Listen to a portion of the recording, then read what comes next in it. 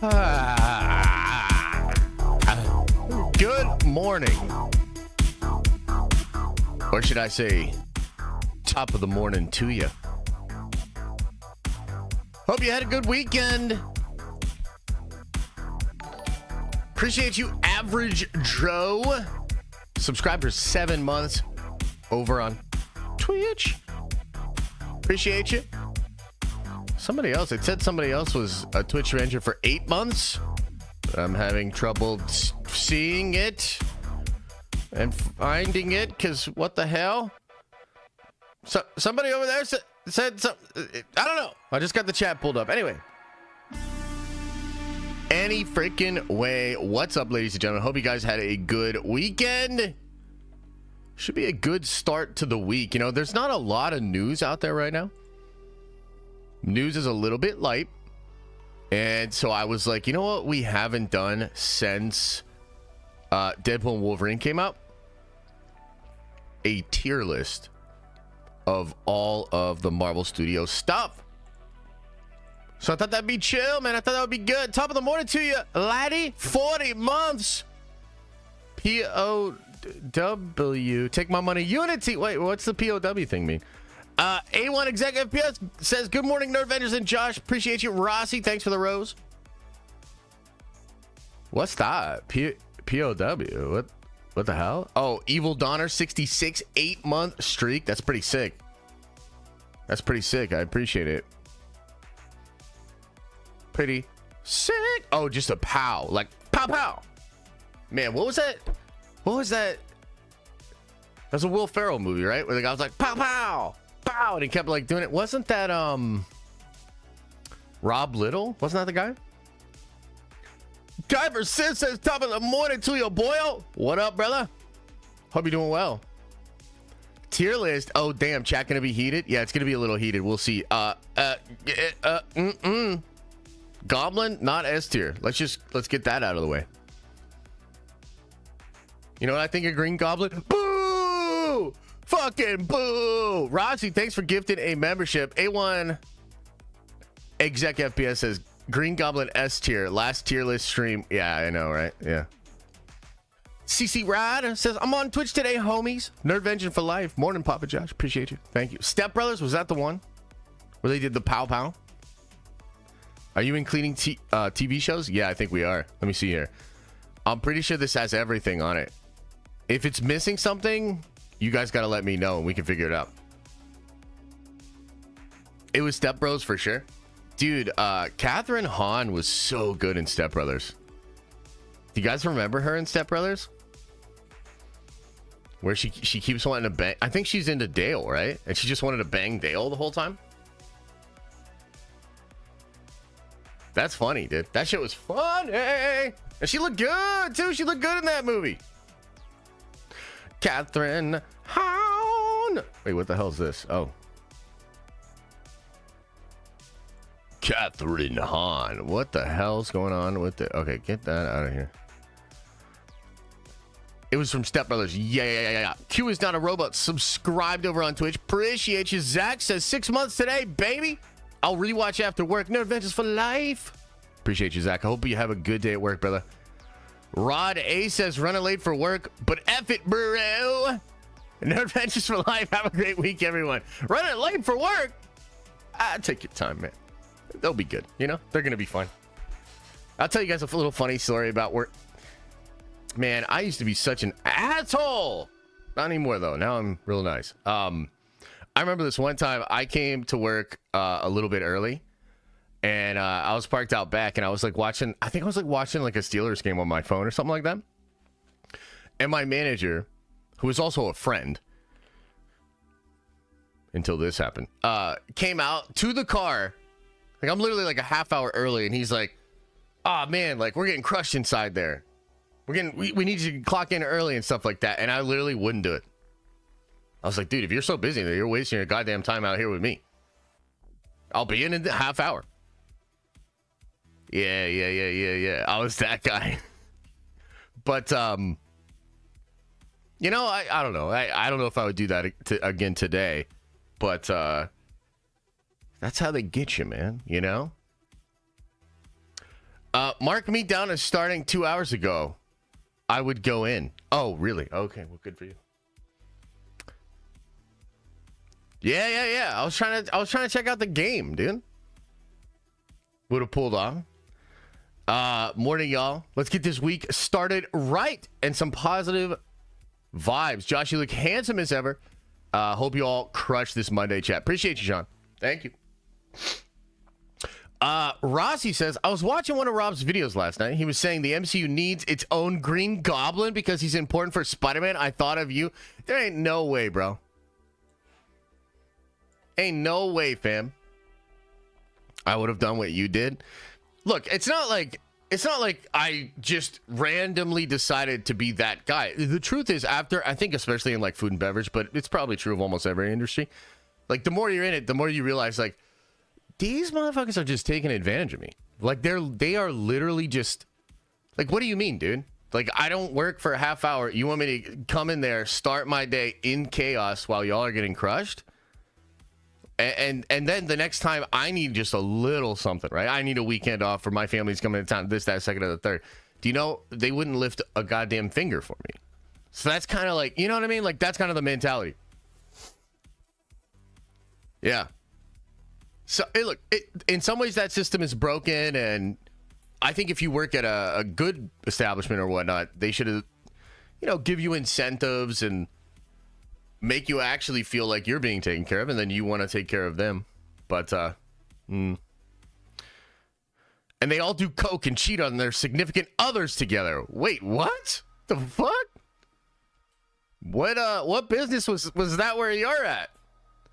Saw your tweet about your uncle. Let's go. Dude, that was real too. Let me tell you about this, okay? So what he's talking about there is over the weekend, we had a family, which, by the way, we got to catch up a little bit. We're going to get into the tier list. We got a lot to get into today, but we got to catch up a little bit. A lot of things going on and stuff I forgot to tell you guys about last week, okay?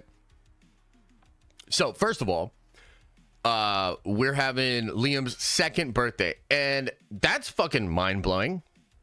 2 years? Like, there was a moment last week where I was outside talking to my neighbor, and we're talking about a 2-year birthday for my son. And I mean, that's a mind-blowing experience. I don't know how, like, a lot of you are parents, so you might have had the same experience where you're just like, what the hell? 2 years? Where did that go? What happened? And it was especially weird because I was like talking to my neighbor, and I was like, dude, I don't know. I've probably talked to my neighbor like a dozen times, but that's it. It just doesn't feel like there's 2 goddamn years that have gone by. Okay, that's the point. So anyway, we have family in town, and look, it was a great weekend. It was really fun, but also like a little socially draining. I'm sure you guys know what this is like, but when you have family in town, like, you just got to kind of be a little bit more accommodating. You have to spend a little bit more of your own personal energy to make sure everybody's chilling. And it becomes exhausting. Like, dude, I'm still a little exhausted today, just to be honest with you. But so my uncle was one of the people that came into town, and they have a son that he adopted, actually, named Lucas. And so we had the 2 kids kind of like playing around or whatever. So I was just like, okay, well, I'll get them both like a Marvel Legend. Okay, and I'm just like rummaging through and pick them out something. I think it was like a Thor I gave to Liam. And then I hand Lucas a Doctor Doom. Yeah, well, I believe his last name is not Lucas because he is one of my mother's brothers. So his name is Lucas something else. Masiak, if you must know. Polish name without the ski, which is really rare. But that's what we got. Anyway, point being, we're getting a little off track. So I hand Lucas the Doctor Doom figure, right? And my uncle, dead ass, and I'm talking like this is my normie as fuck uncle. Like one of the people where I try to explain like what I do for a living, and he's just like just, he's like, yeah, but is that RDJ Doctor Doom? And I almost had to do a double take, where I was like, bro, what? Out here in the wild? IRL? We We got normie uncles talking about RDJ Dr. Doom out in the wild. This is crazy. That was a serious moment of like, oh shit, okay. They're cooking. Dr. Doom, Kendall. Yeah. Noah says, what's the crazy thing that happened to you? Oh man. So let me think. I can never tell you. I'm just gonna be honest with you. Maybe. Nah, I can never tell you. I can literally never tell you. All I can say about it is that life is full of surprises. You never know who you'll run into in this strange world. And also, you should be good. You should be generally good, I think, and put out good vibes, because you never know. That's all I can say. And I can also say this.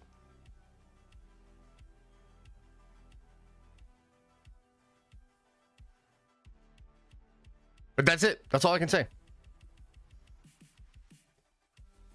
That is it. Because it's a federal offense? No. Nothing to do with that. I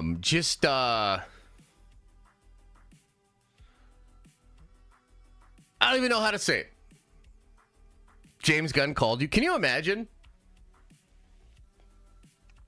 Can you imagine? You finally got the other Coke cans? Nah, bro. No. I didn't even try after that. I was so upset. I mean, I drank those Cokes, a lot of them, unfortunately. Ran into James Gunn. Can you imagine? Did you lose weight? That would be shocking. Oh, thanks a lot, Rossi. If he called, would you answer? Hell yeah. Hell yeah. Yeah, no, I'd answer. I'd chat it up with Gunn. Do you know what would be good for Mr. Gunn and myself? Just like split a blizzy or a spliff of some kind. You know what I mean? And just hash it out. Finally met Feige? No, but that'll be a cool day. That'll be a cool day. All right. What's the other thing? Oh, this is the other thing I wanted to tell you guys about. This I can actually talk to you about. I'll just say it. We found out that baby number 2 is a little girl, actually, which is kind of wild. So I don't know if you guys, and I don't know if I told you this or not, but like when we initially found out we were pregnant with baby number 2, Elise and I both thought, oh, this is going to be a girl. Yeah. So we thought, to the point that we actually picked out a girl's name. We were talking a lot about, girl this, girl that, right?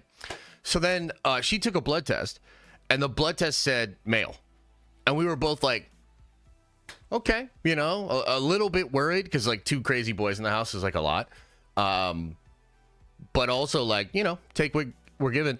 So last week when she had that appointment on Thursday, we found out that we're going to have a little girl. So that's cool. Yeah, little Athena. That's what we're going to name her. Athena. So, yeah, good times. I'm going to be a girl dad, which is cool. And also that means we don't have to go over 5 kids, because, we wanted to have at least 5. And we were thinking about how if we had 5 boys, we might have to try for 6 just to try to get 1 girl in the mix. Sometimes that happens,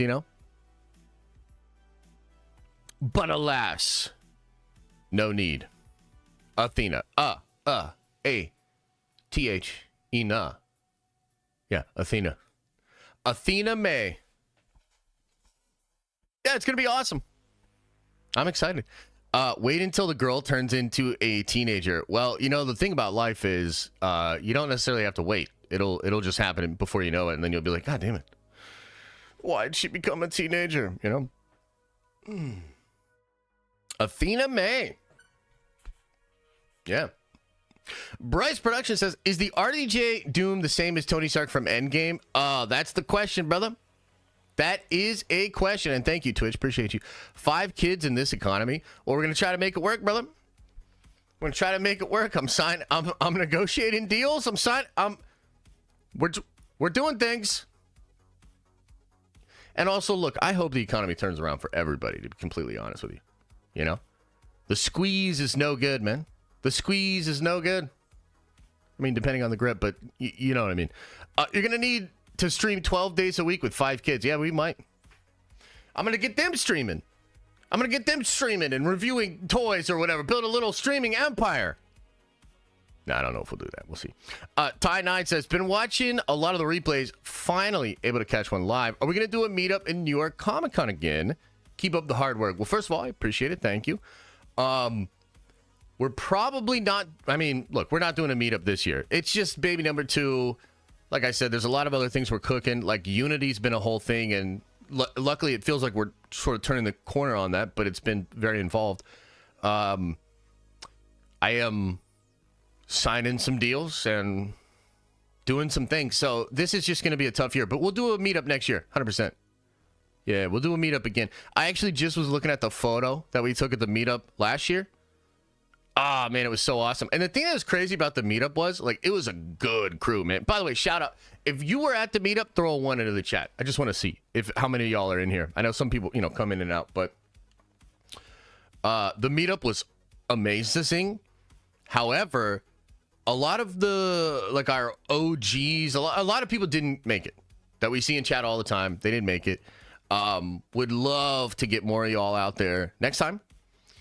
And so we'll figure out where we want to do it, and it'll be awesome, man. Dr. Cool, thanks for the 10 spot. Says, have enough kids for a sweatshop. Make the economy work for you. Hell yeah, brother. Hell yeah, brother. Bro, I wish I could have made it out to that. It was a good-ass time, man. It really was. It was a great time, and we will do it again. So, unfortunately, not this year. Life comes at you kind of fast. And it is what it is. But, yeah, we'll get one going on next year. And also, too, like, Unity will be out in print.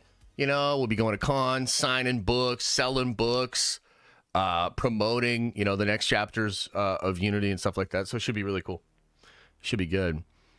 I think that's pretty much everything I needed to say as far as catching you guys up on stuff. I do want to say as well, we will do a Diamond Lounge this Friday. DC is litty. I mean, I like DC. I'd almost rather do Philly than DC, though, just to be real. But maybe we'll do, like, Chicago. You know what I mean? Yeah. Going to New York Comic Con?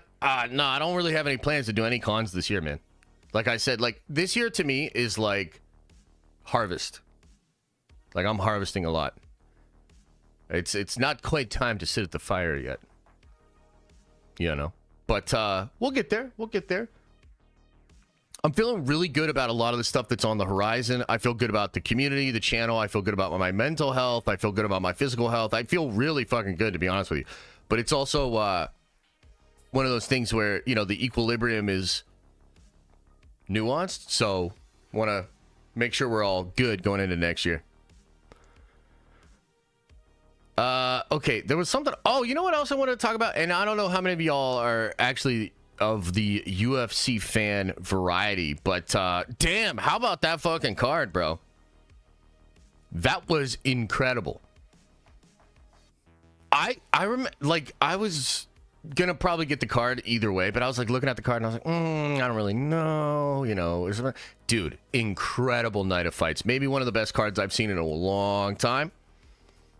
Great night of fights, dude. So shout out to all the athletes.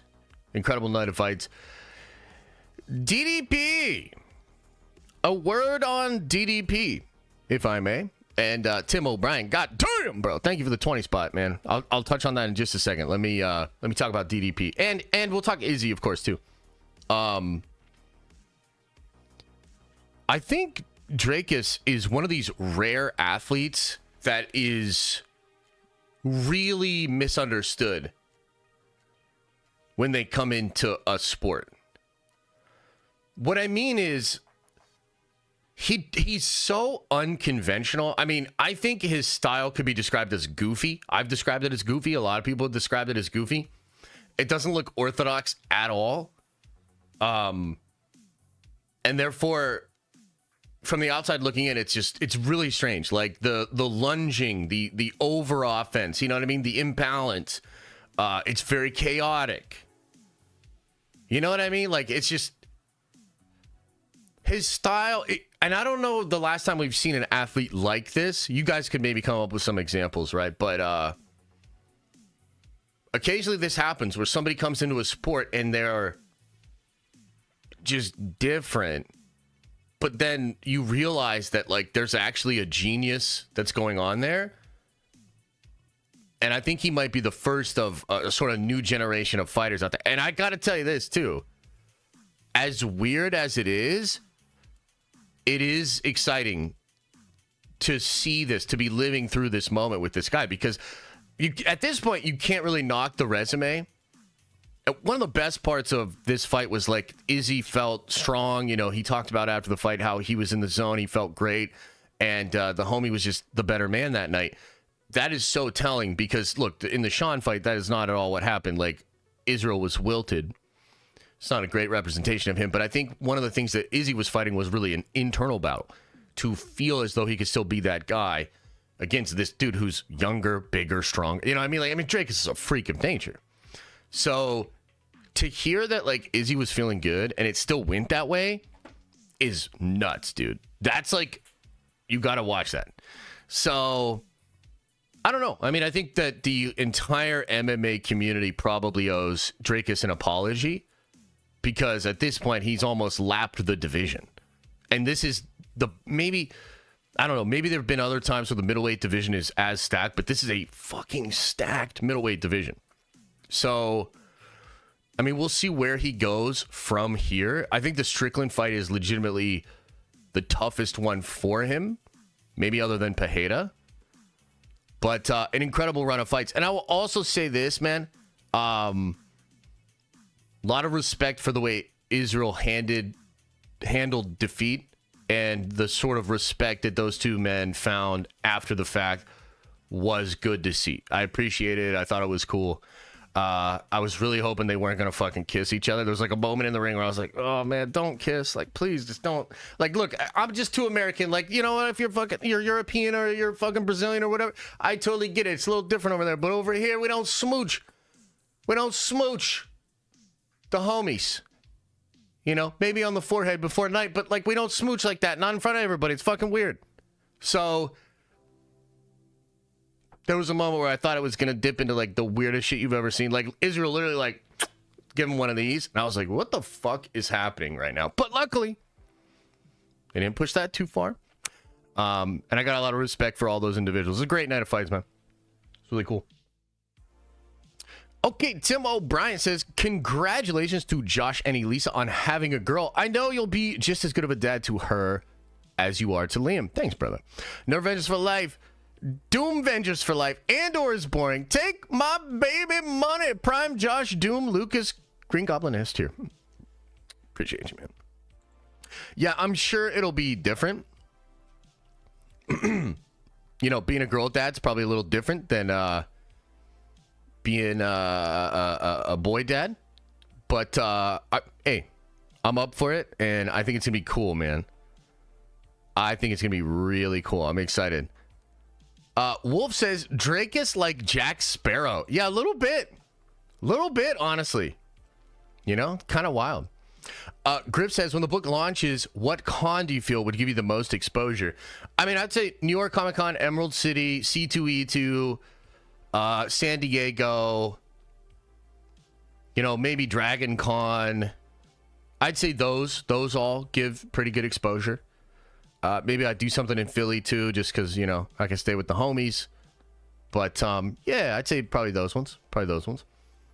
Izzy looks cooked, bro. He hasn't been the same since he lost to Alex. I don't know. I mean, I felt like he represented himself well in this fight. I mean, look, dude, you know what beats every fighter is Father Time. And I mean, Israel's like 5-6 years older than this guy. Been fighting hard for a long time. He's one of the most active champions in the history of the sport. So I don't think Israel looks washed, but I think that Israel needs to go through a couple wars. Here's what I was kind of thinking about. Izzy looked good, but this is a terrible matchup for him because he's so unorthodox. Like, Israel needs to control pace, dictate pace. He needs to be, having people... I'm going to sneeze. He needs people to, like, bite on the feints. You know what I mean? Like, he lives in the pocket of the way the sport was. And him fighting against Drakus is like... He's not just fighting somebody that's younger, stronger, potentially faster than him. He's fighting somebody that is doing something different than anybody he's fought in all of those 12 years. Like, this is like a new way to approach the sport, man. It's wild. I don't even know how to describe it with other sports. It would be difficult to find a comparison, I think. But I would say, given everything that was stacked against him, I think Israel represented himself well. I think he's still got a lot in the tank, but it's going to be different now. You know what I mean? Because, like, he's going to have to fight some monsters, and he's going to have to fight some people that, like, watched him be on top for so long and still just want to beat him so badly. So it's kind of interesting. Purple Funk says, Gun passed you the boof. What are you doing? BBL Josh Nerd Adventures for life. I don't know what the boof is, but it's puff puff pass all day. Vault Tech says, baby girl, go get a shotgun and a rocking chair. Oh, we already have the shotgun, brother. Oh, we already got the shotgun, brother. Don't you worry about me. I'm pretty American, if you know what I mean. A1 Exep says, if you come to Dragon Con, I'll come. I live in Atlanta. Oh, that's sick, dude. I got some people in Atlanta. Yeah. That'd be fun. Dragon Con's pretty cool, from what I've heard. I've actually never been, but I've heard good things. I have a theory that in each episode of What If, every main character is an anchor being to their own universe. That's actually kind of cool, Ultra Nerd. I like that, man. That's cool. Oh, thank you, man, for blessing me over on Twitch. I'm in Georgia, too. It'd be perfect. Wait, Caleb is now Kayla? Yeah. We are having a girl. Her name is Athena. Yeah. That's a good question, Griff. Has anybody checked in on Vito recently? How is Vito? We need to get a status update for Lord Vito. Vito, can you hear me? Vito, can you hear me? Okay, let's look. I want to get into the tier list, of course. But I think we should briefly discuss some Star Wars news. I know. I can't believe it. But we gotta talk about it.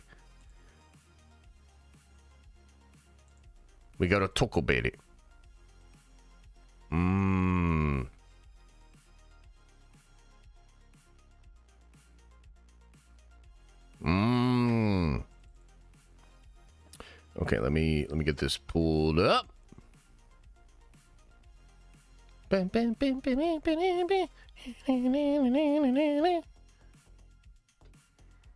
Oh man.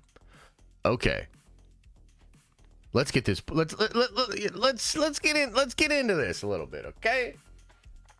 Also, too, by the way, did you guys see Eckhart Ladder talking about why are we talking about trash? Did you guys see how Eck has been talking about The Acolyte? And dude, the reason I think this is so funny, okay, not to talk out of class here, but like, I like Eck. You know, we've talked a good bit behind the scenes. Another person that helped me out a lot with Unity as far as like getting the word out there. And we just really appreciate each other. You know what I mean? I appreciate what he does. I like what he's established in the game. And we both have families. We both like, you know, do content. And, you know, so we've had like a lot of conversation. One of the things we talked about was I saw him dogging on Warhammer fans. This must have been 6 months ago or something like this. Okay. And so I saw him dogging on Warhammer fans, and I literally hit him up, and I was like, bro, you're not telling me that you think Warhammer fans are worse than Star Wars fans. And we had this like whole discussion about it. Okay. And I think after the last couple of days, because Eck had a tweet that hit like 1 million views and was discussed, let's say, by many a weirdo. It's like after that experience, and I was just joking with him a little bit, but I was like, dude, I told you they weren't. Like, Warhammer fans are not worse than Star Wars fans. Star Wars fans were goddamn ridiculous. But so I saw that. I thought that was kind of interesting. All he basically said was they shouldn't make Acolyte Season 2 because it's obvious there's not really an audience. It turned off a lot of fans. It wasn't even good. And he made the argument that, like, Andor's good, which is like, look, that's fine, you know, like, agree to disagree. But, like, I understand what he's saying as far as, like, it was a functionally well-produced show. So even if it didn't perform, like, it's so good that it's probably worth pursuing more of, right? But that is absolutely not what happened with Acolyte. And, like, dude, I will just tell you, go look at the way people were talking to Eck. Like, dead ass. He says this. And people are quote tweeting him like, just say you don't like black people, bro. And it's like, what?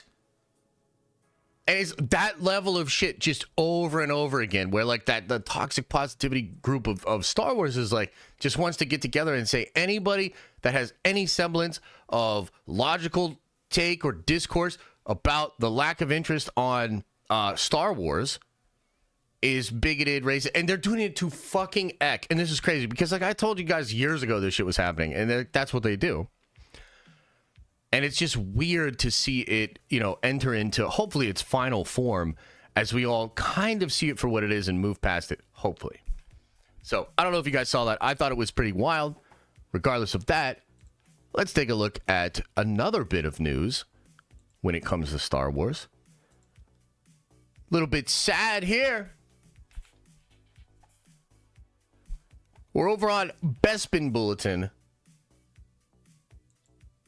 Says here, Boba Fett will not appear in Star Wars The Mandalorian and Grogu. The Book of Boba Fett reception impacted the character's future.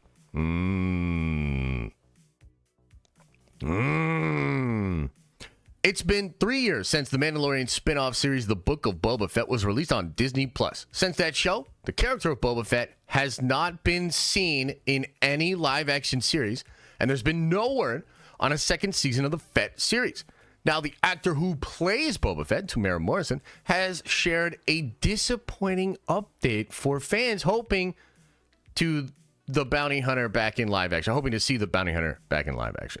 According to Screen Rant, who were covering the From Clone Troopers to Bounty Hunters panel at Fan Expo Chicago, Tamara Morrison confirmed that Boba Fett will not be appearing in the upcoming Star Wars movie The Mandalorian and Grogu, the first Star Wars theatrical release since 2019 Star Wars The Rise of Skywalker, which was slated to release May 22nd of 2026. Screen Rant wrote that the reason Boba Fett won't be appearing in the flick, directed by Jon Favreau, the creator of both The Mandalorian and The Book of Boba Fett, is due to the show's reception, which was impacted the future of the beloved character, adding that the character has been put on the shelf for a little bit.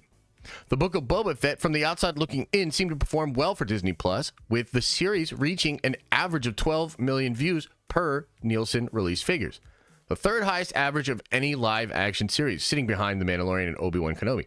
However, where the series seemed to stumble is with critics and audience reviews. The Book of Boba Fett only has a 66 Rotten Tomatoes score and a rotten audience score of 49%. The highest-rated episode of the series were those that didn't focus on the titular character, but instead Din Djarin and Luke Skywalker, episodes 5 and 6. The series finale generated the worst critic score of the show's run at 55%.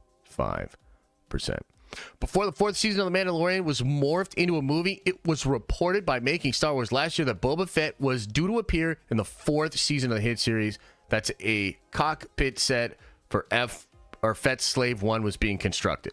It's possible Morrison is telling the truth and that within the last year, Lucasfilm, when turning The Mandalorian into a theatrical release, reassembled the position of the Boba Fett character and have decided to leave the character on the shelf. However, how many times have Star Wars and Marvel actors fibbed about appearing in the film or series? I'm not saying that Morrison isn't telling porkies, but that we shouldn't rule it out. Fans speculated recently that Book of Boba Fett would appear in The Mandalorian and Grogu. Morrison had to cancel some convention appearances due to some scheduling conflicts. Cancellations occurred as The Mandalorian and Grogu is in production, sent some fans' minds racing that the ruler, with respect, oh my God, would appear to the next Star Wars theatrical release. However, elsewhere, Katie Sackhoff played it coy when asked if she'll be appearing in The Mandalorian and Grogu. If I knew, I wouldn't tell you, and if I did tell you, they'd probably kill me. Interesting.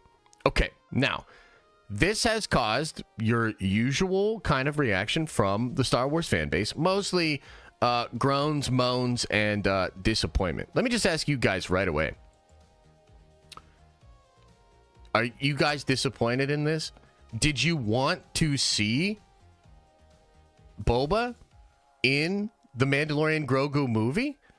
Do you think it made sense to have Boba in there? Let's see. Okay, these are kind of interesting. I don't care. Of course. Not disappointed. Yes. Don't care. Don't care, honestly. Honestly, yes. He needs some justice.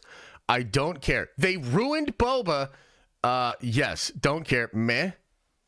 I just thought it was going to be Heir of the Empire movie. Oh, boy. A badass Boba? Yes. Yup. Show was meh. Depends on the story they tell. Honestly, don't feel too much about it either way. I got to tell you, I don't know what the hell's going on over at Lucasfilm. Okay? I barely talk about... That's not true. We talk about them all the time, actually, but I try not to talk about them a lot. Okay? But, man, I just got to tell you, because I was there, right? You can't quote the old magic to me. I was there when it was written. I remember what the hype was like going into Boba. I remember what the fan base was like. I remember what my chats were like. I remember what the videos were like. The fan base was through the roof. To have taken such a beloved character and to have had an opportunity to bring the character into live action, first through The Mandalorian Season 2, which was epic. Dude, that episode in Mando 2, that's the kind of episode, like, I dead-ass put that on when I was chilling with some people, and it was, like, late at night. We didn't know what to throw on. I was like, dude, let's watch this Boba. I was like, it's only, like, half hour, and it is so badass. Not even super big Star Wars fans, but they watched it, and they loved it, dude. He went John Wick on them. It was amazing. So to go from that situation to a situation now where I'm talking about how he's not going to be in the movie, and like at least half of you guys are like, doesn't matter, don't care. Bro. Goddamn, bro. They have fucked up so bad. It was Boba Fett, dude. How do you fuck up Boba Fett this bad? To the point where people are like, dude, I literally don't care. I literally don't care. And they're talking about the reception to the show. I mean, that's so wild, because I think like the 1-2 punch of Boba Fett and Kenobi kind of broke the fandom. But I think Kenobi was way worse. Like, I definitely think Boba is a weird show. All sorts of weird creative choices. A bunch of goobly glob. Just very strange what happened there.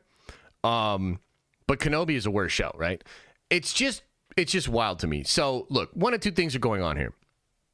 Either number one, Tamara is in the movie and he's playing it coy, but I just don't know, because these are kind of interesting comments that he made, right? So that's number one. Number two, it's completely true, and they're not bringing him back because of the reception, and just because maybe they have other things they're trying to accomplish. Not really sure. But damn, what a shame, because I think Tamara Morrison is awesome. And by the way, I don't know if you guys remember this, but he was legitimately mad about the show. He was making comments, and I hope this isn't part of why they're not bringing him back, but, you know, it's Disney, so you never really know. But he was making comments about how, like, he didn't love the direction. He thought the guy was talking too much. Dude, he was out there saying a lot of stuff like, this ain't my Boba Fett, or this isn't the way I wanted Boba Fett to be. And I believe he was even kind of trying to use that to lobby for more content, to come back and be like, oh, let's do the character justice or redeem the character or whatever, right? So it's possible just Lucasfilm really didn't like that. I mean, it's Kathy, so I could imagine that's probably part of it.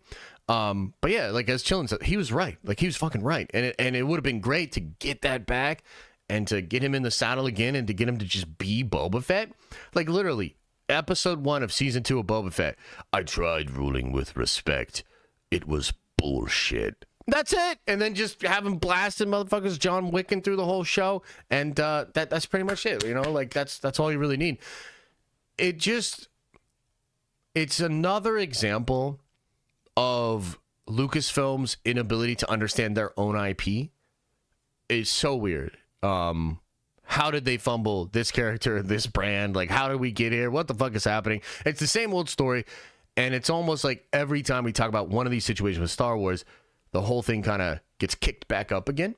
But that is what it is. So wanted to bring you that story and would love to know your thoughts about it, chat. What do you think?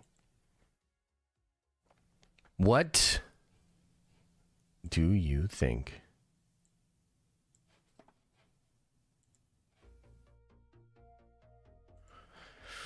You think John has some accountability for it? What do you mean? Like, for the show? Of course. He wrote and produced it. Of course. Boba has never been badass, Chris. God damn it. God damn it, Adam. What are you on about? Amax legit. Thank you, man. Appreciate it. Yeah, this shirt's pretty cool. Shirt's pretty cool. I could have gone through my day without you telling me that. Yeah, but you didn't, did you? Yeah, but you didn't. Boba was punked in the OG. Yeah, a little bit. Yeah. Hope they leave out Lizzo. Yeah, no, me too. Hey, can I make one Lizzo joke, or are you guys gonna get all sensitive? Just let me know. What's the feeling out there? Can I make one Lizzo joke, or is that like, nah, it's too far? Is Boba not S tier? Boba was S tier back in the day. Yeah, I was just gonna say that Lizzo is overshadowing my weight loss journey because she's massive and she creates a big shadow and because of the sun and stuff.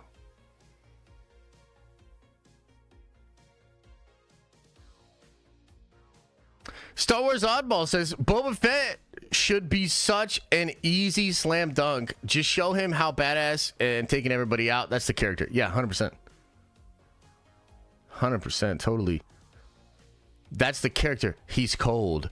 Cold-blooded. You know what Boba needs? He needs a hype man, dude. He needs a hype man. Like, we need a character being around Boba that's like, oh, no, you shouldn't have said that to him. And then, like, Boba... Because Boba should just be chill, stoic, you know, fucking shit up. Rossi says, why did Lucasfilm always blame the fans for their poor execution of a character?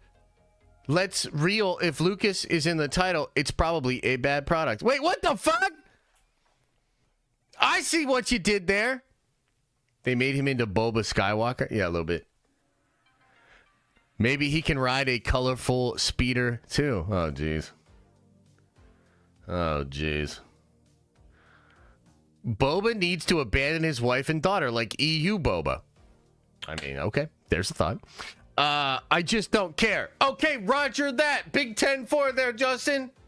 Let me see if I can find some more Star Wars news for you. Your Doom theory was brought up in an article on Medium. I sent you the impertinent info via Discord DM. Wow, look at you. Multi-syllable words. Nice and sprightly in the morning, Trev. What's going on up there in Canada? A little extra coffee, maybe a little snake bite in there. Impertinent info. God damn. I don't even think my accountant talks to me like that. Okay. Let's check it out. Let's check out the pertinent info. Ooh. Okay, so check this out, Chad. It says here, in another admittedly interesting theory being promoted by YouTuber Josh Lucas, it could be that Tony was Victor Von Doom all along, a Latvian orphan adopted by the Starks and renamed Anthony. But while these ideas are clever and inventive, the Russos don't need to venture so far away from the original trajectory of the Infinity Saga to explain how Tony Stark became the authority of the multiverse, the greatest villain. We really like Josh, the YouTuber. He's super cool and good looking and funny, and we appreciate him, and we wanted to shout him out. That's kind of him. That's pretty nice of them to say all that. It's pretty cool. Rossi says, do you think Omega could be in Dave's movie? Yeah, maybe. I mean, if they get to the Dave's movie. I think they're going to do the Mando movie. I think they're going to do season 2. And then maybe they're going to do Dave's movie at that point. Vandalf the Black says, they need to Afro Samurai Boba Fett. I agree. He should just hunt Inquisitors left behind for cash, throw in a few evil droids and Imperial remnants and trash the sequel too. Hell yeah. Hell yeah. I'm all about it. Hell yeah. I'm all about it. Oh no, Jonan says, my caring for Star Wars days are over. My energy is much better focused on the franchises that still have a little hope for me. At least like Alien. Yeah, people like that Alien movie, huh? Romulus? It made a bunch of monies. Made a bunch of monies. Good for them. Good for them. It's pretty true. Pretty true. What do you feel about the Bo DeMeo situation? I don't really feel much about it at all. You know, respect to Bo. Respect to the people that made the show. Think the show's great. I think the truth is probably somewhere in the middle, where Disney is a corporation that's a little bit oppressive. Disney does some stuff that's out of pocket. Also, probably true that Bo's a little out of pocket. You know what I mean? So, yeah. No, I think it's probably a little bit of... we live in a society. You know? That's the best way to say it. What was it? Wait, Eli, what? No, I think it's literally the news that's out there. I think it's misconduct is the word they use. Yeah.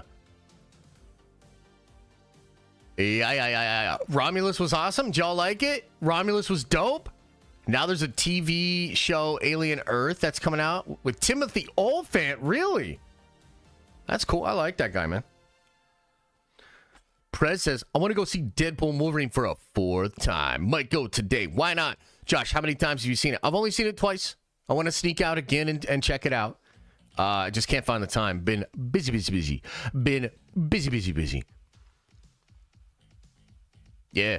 That's cool, though. I'm glad it's doing well. I'm glad fans are into it. The Alien franchise is cool, man. I like the Alien movies. I do think the first 2 are probably the best. I like Prometheus. Wait, what? Noah Hawley is making the Alien show? Get the fuck out of here. Are you serious? You serious? Are you serious? Bro, get the fuck... Are you serious? Can somebody confirm that? I need a confirmation in chat. I need a confirmation in the chat. Somebody in chat, confirm. Hello, confirm. Have you seen The Creator? Is it worth a watch? You being funny right now? It's confirmed? Oh, dude. Bro, what? FX next year? Oh my god. Dude, Noah Hawley is a creative genius. He's one of my favorite just filmmakers, writers, brilliant fucking guy. No, I'm not being funny. Oh, okay. Well, then I'll answer it. No, fuck that movie, dude. I walked out of that movie. I literally walked out of that movie. Elisa and I were like 20 minutes into that movie. And I turned to her and I was like, yo, this sucks. You want to go get barbecue instead? And we dead ass left, walked out of the theater, and we got barbecue. Yeah. Yep. And then it's funny because the last movie I walked out of was Gareth Edwards' 2014 Godzilla movie. I walked out of that shit too. I made it a lot longer in the Godzilla movie, but I walked out. Yeah, I don't know. There's just something about Gareth Edwards that I just don't like it, dude. Yeah. And I know a lot of people really like the creator, and I don't understand. I think it's fucking bad, bro. I think it's ass.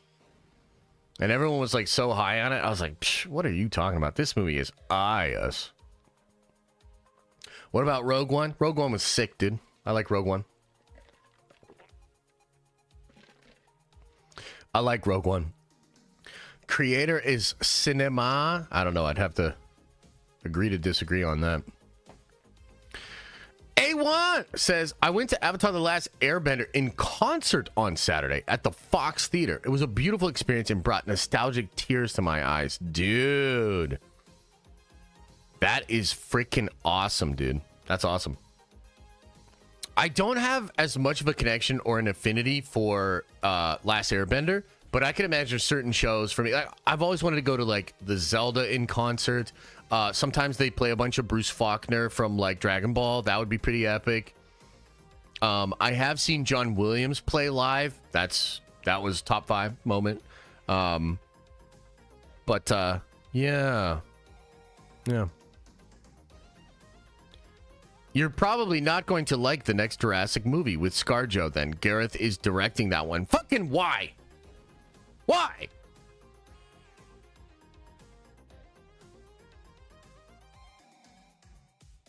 Yeah, it'll be all right.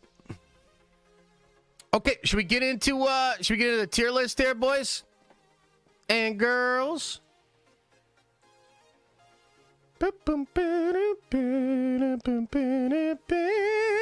Okay, so I did this.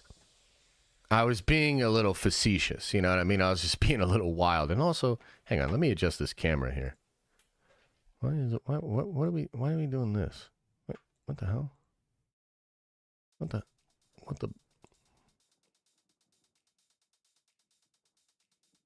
Oh, look at this. We'll just go super wide with it. Let's just bring it in a little bit. Bring it in just a little bit there. Bring it in a little bit there. And I can also go up here. Okay.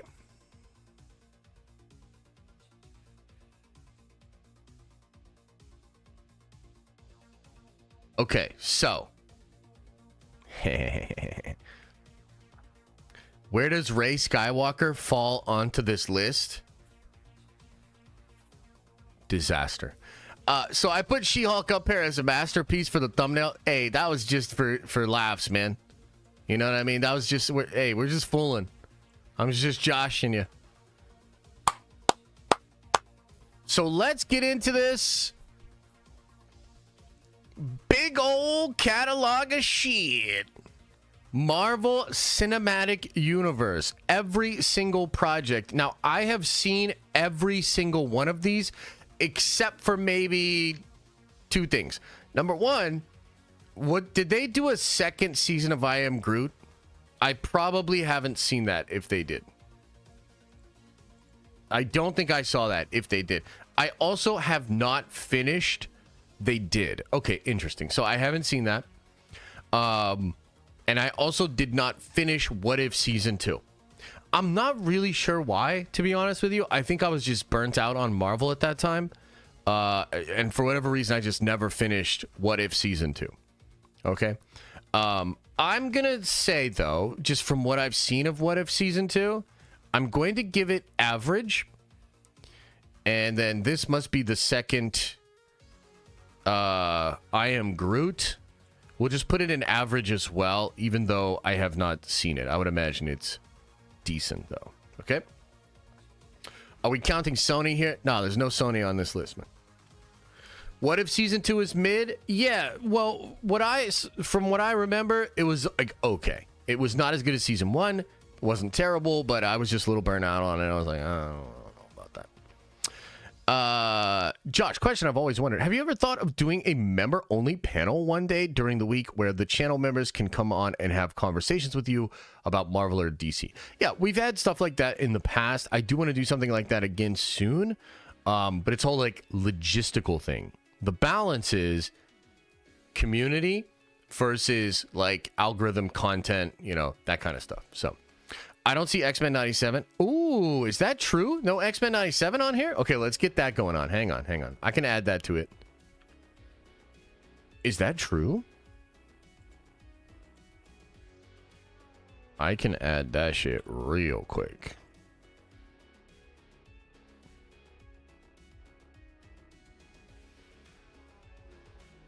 What? No.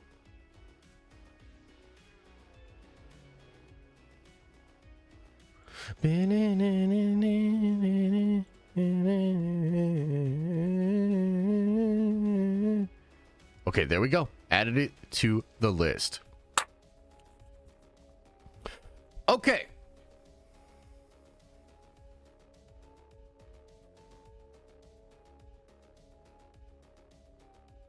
Big old catalog of movies here. Let's talk about Ant-Man 1. First up on the list. Ant-Man 1.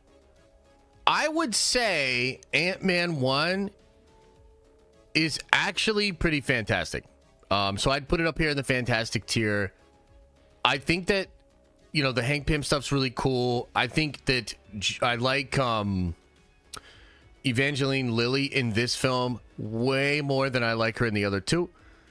Paul Rudd's fantastic. The whole crew, even T.I. is fantastic. Like, dude, like, I really liked the first Ant-Man. Kind of caught me off surprise. I think it's a fantastic movie. I think it's a great rewatch. I think it's real chill. So we're going to put that one up there. What do you think, chat? Agree? Disagree? Agree? Disagree? Let's see here. No Netflix shows? Nope, no Netflix shows. We're talking official Marvel Cinematic Universe catalog produced by Marvel Studios. Yeah, cool. Agree. Awesome, cool. Ant-Man and the Wasp, I'm going to have to put down in average. Not terrible, but just a little bit all over the place. A little goobly glob. Not terrible by any means, but just pretty average. I would say average for Marvel Cinematic Universe. I would say average for movies just in general. Some of the stuff in there is really cool. Some of the stuff is whack. But overall, pretty decent there. It's kind of funny how they had all the Ant-Man movies. Maybe this is just alphabetical or whatever. But that takes us to Quantumania, which is like a disaster. It's almost like we need another tier here of like almost killed the entire MCU. Because that is a terrible movie. I think it's my least favorite entry into the Marvel Cinematic Universe catalog. It also happened at maybe the most crucial moment for Marvel Studios. You know, Jonathan Majors obviously being convicted, that really sealed the deal. But I would argue this movie, being the way that it is, was the beginning of the end for Kang the Conqueror. There was just no way forward after this movie that was going to be satisfying to fans. And in fact, the ending of Loki season 2 apparently was already in progress of writing out Kang before the conviction.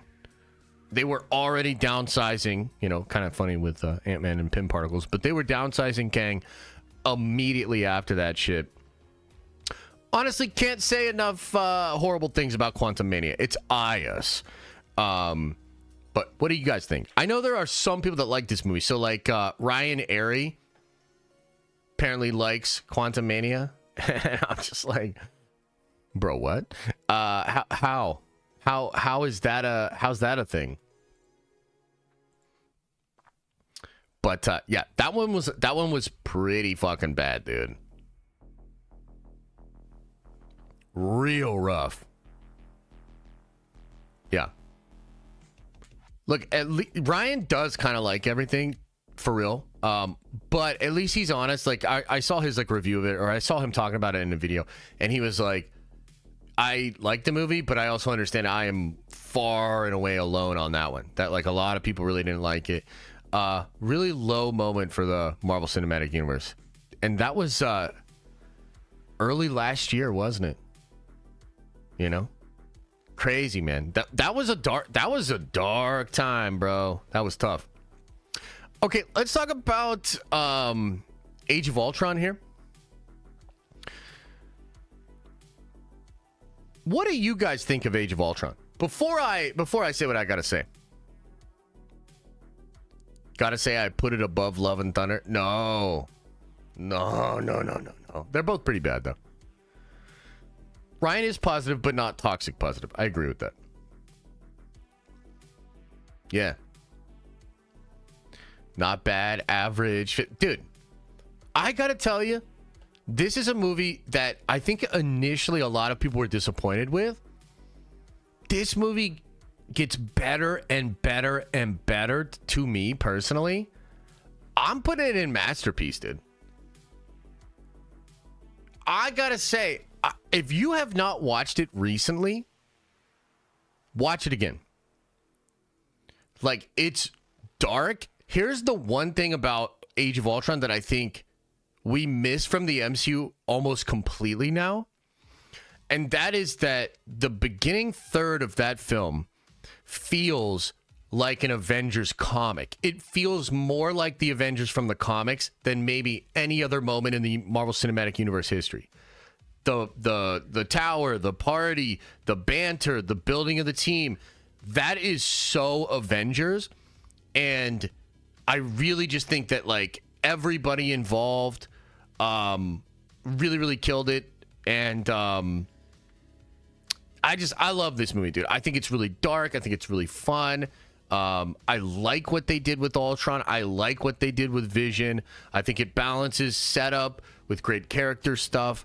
I think Joss Whedon really did kill it on this movie, and I think that especially with a lot of the Phase 4 stuff that we have, had, like, dude, I think it's incredible. Okay.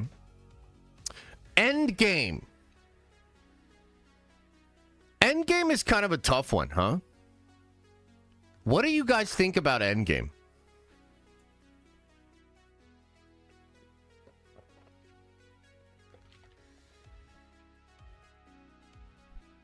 Masterpiece for sure. Yeah. I'm gonna say that it is a masterpiece. I could see somebody putting into Fantastic, though, and I could be like, okay, I understand what you're saying, because it's not as strong as Infinity War. Like, Infinity War is like a holy shit good movie. Like, wow.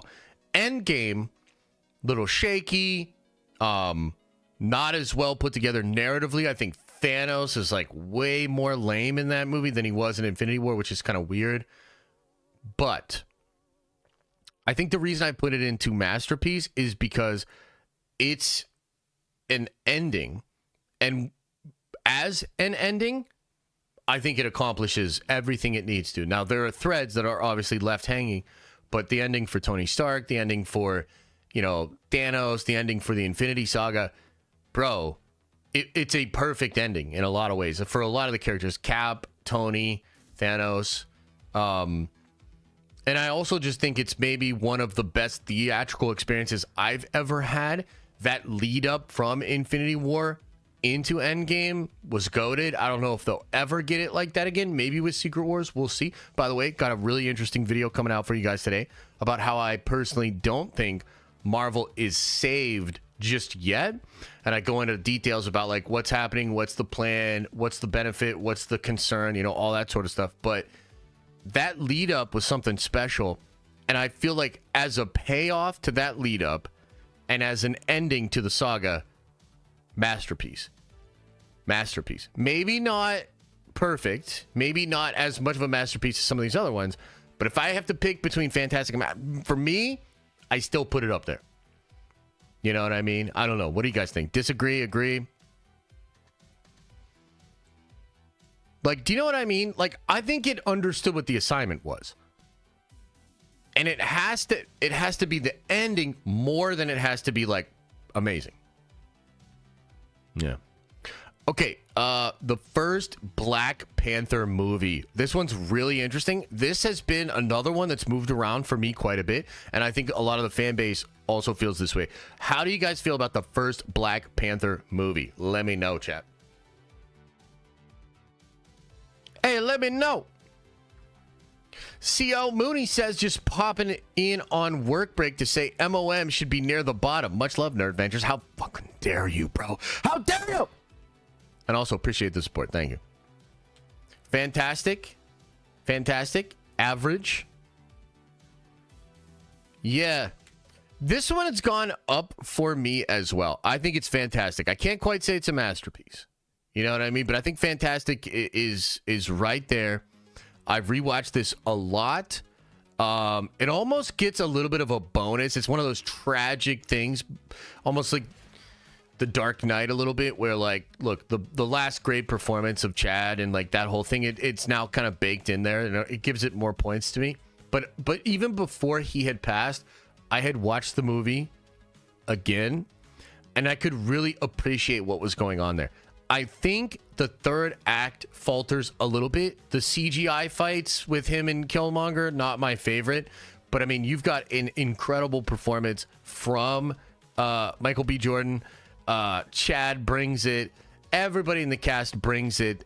A kind of, like, wild moment of, like, black excellence coming together to produce something absolutely phenomenal. And I do give the movie a lot of credit for, I think, being a little bit better than maybe I initially thought. And a lot of the fan base kind of had that reaction where a lot of the Marvel fan base initially was like, oh, Black Panther's good, but it's not really that good. It's just, it's marketed well, and now it's, like, succeeding in such a way, right? I've kind of flipped on that. Steve J says, yo, you missed my member super, which was completely the opposite of the last one. Okay, let me see. Let me find it, bro. Give me a second. Let's see here. Viewer activity. If you don't put MOM or fantastic or above, I'm gonna finna lose it. Oh, hell yeah, brother. Oh, hell yeah. Don't you worry, man. We're gonna put it in its proper place. Yeah. So I'd say fantastic for that. Dude, Wakanda Forever. Wakanda Forever. Oh, man. What do y'all think of Wakanda Forever? Let me ask you two questions. Number one, what do you think of Wakanda Forever? Number two, do you ever think about rewatching Wakanda Forever? Ah, yes. I don't know if I would say it's bad, but I think when I think about rewatching MCU movies, dude, it's way low on the list. I have very little desire to ever watch this movie again. Yeah.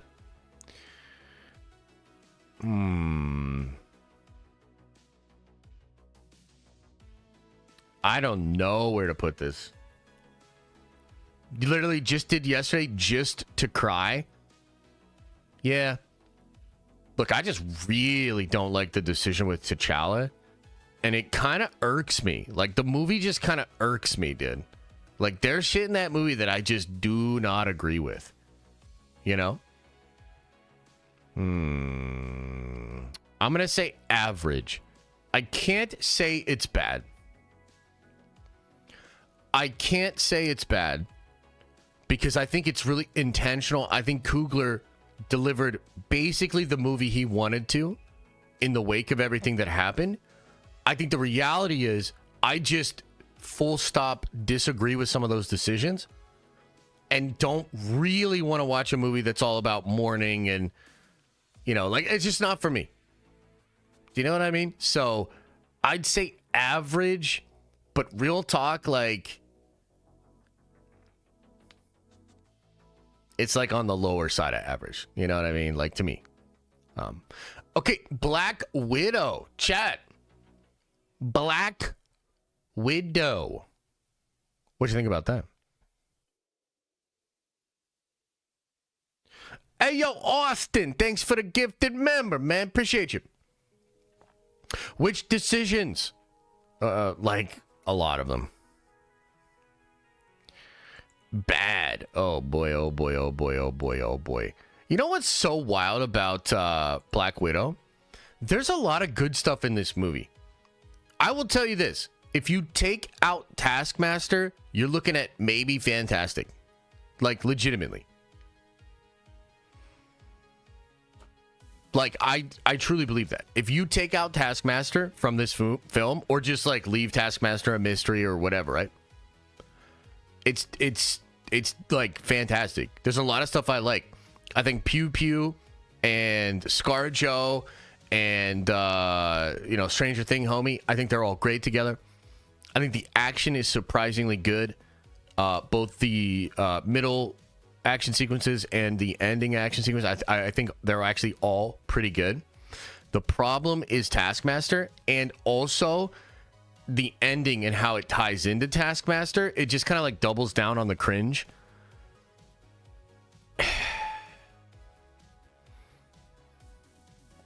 I'm tempted to put this in bad, dude. Like, I gotta be honest, like, I just said all those positive things about it, right? But, like, also think about this. When is the next time you would want to rewatch it? Like, would you... I don't ever want to rewatch this movie. I'm going to have to put it in bad. And it's, like, really bad plus. It's very close to average. Adam would... Well, that's cool. I mean, look, it's subjective, right? So, like, some of you guys are just not going to agree. But I'm going to put it in bad, dude. Just because, like, I really think the fact that they doubled down on the bullshit with the ending, it kind of destroys it. Where you're like, okay. Yeah. Okay, let's talk Civil War. Boo, you not putting in an average is a travesty. Well, I guess you can just call me Travesty Josh then. Out here serving up travesties.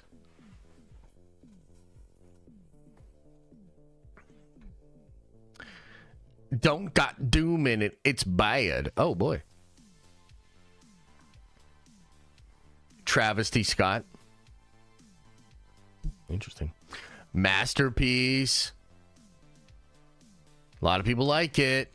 That wasn't your best. Okay, I'll do better. Yeah. Civil War is a masterpiece, bro. It is so good. You know, we recently just watched Winter Soldier again, which, like, spoiler alert, masterpiece, right? Best in the catalog. But Civil War does some incredible stuff, man. I mean, Civil War is... I feel like Civil War could be a gateway drug to the MCU.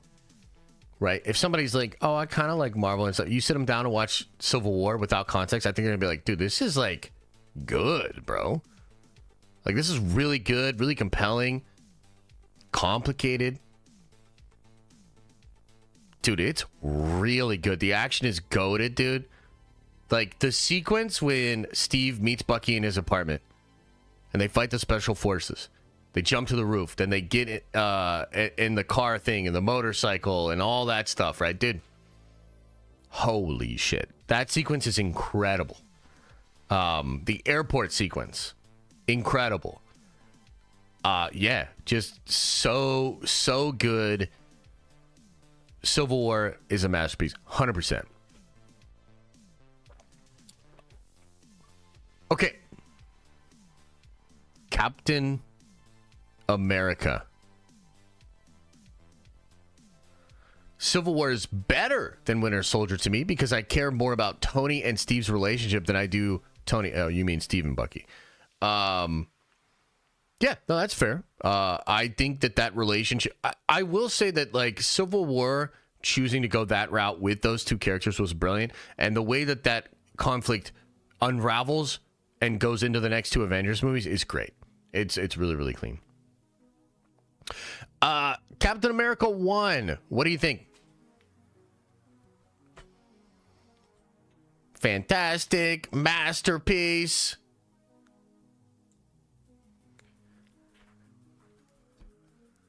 I love Captain America 1, dude.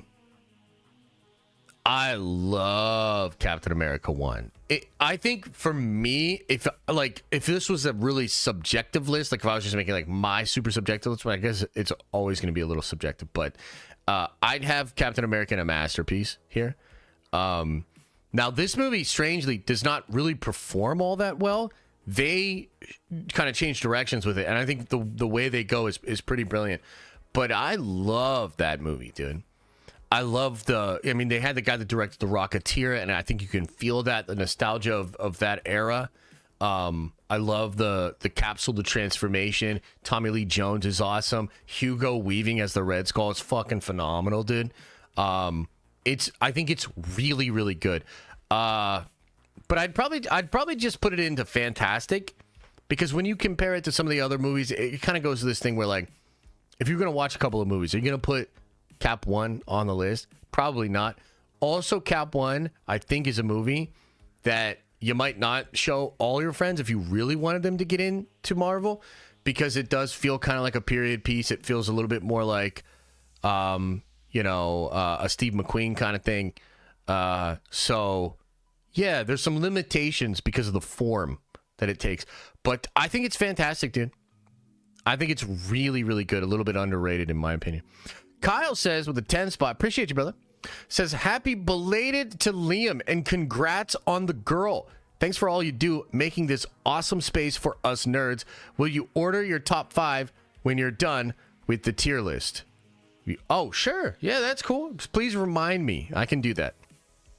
And also, Kyle, I appreciate the love, brother. Thank you so much. Soren Sound says, can we watch Revenge of the Sith on Thursday? Oh boy, oh boy, oh boy. I don't know. What do you guys think? Should we watch some Star Wars on Thursday?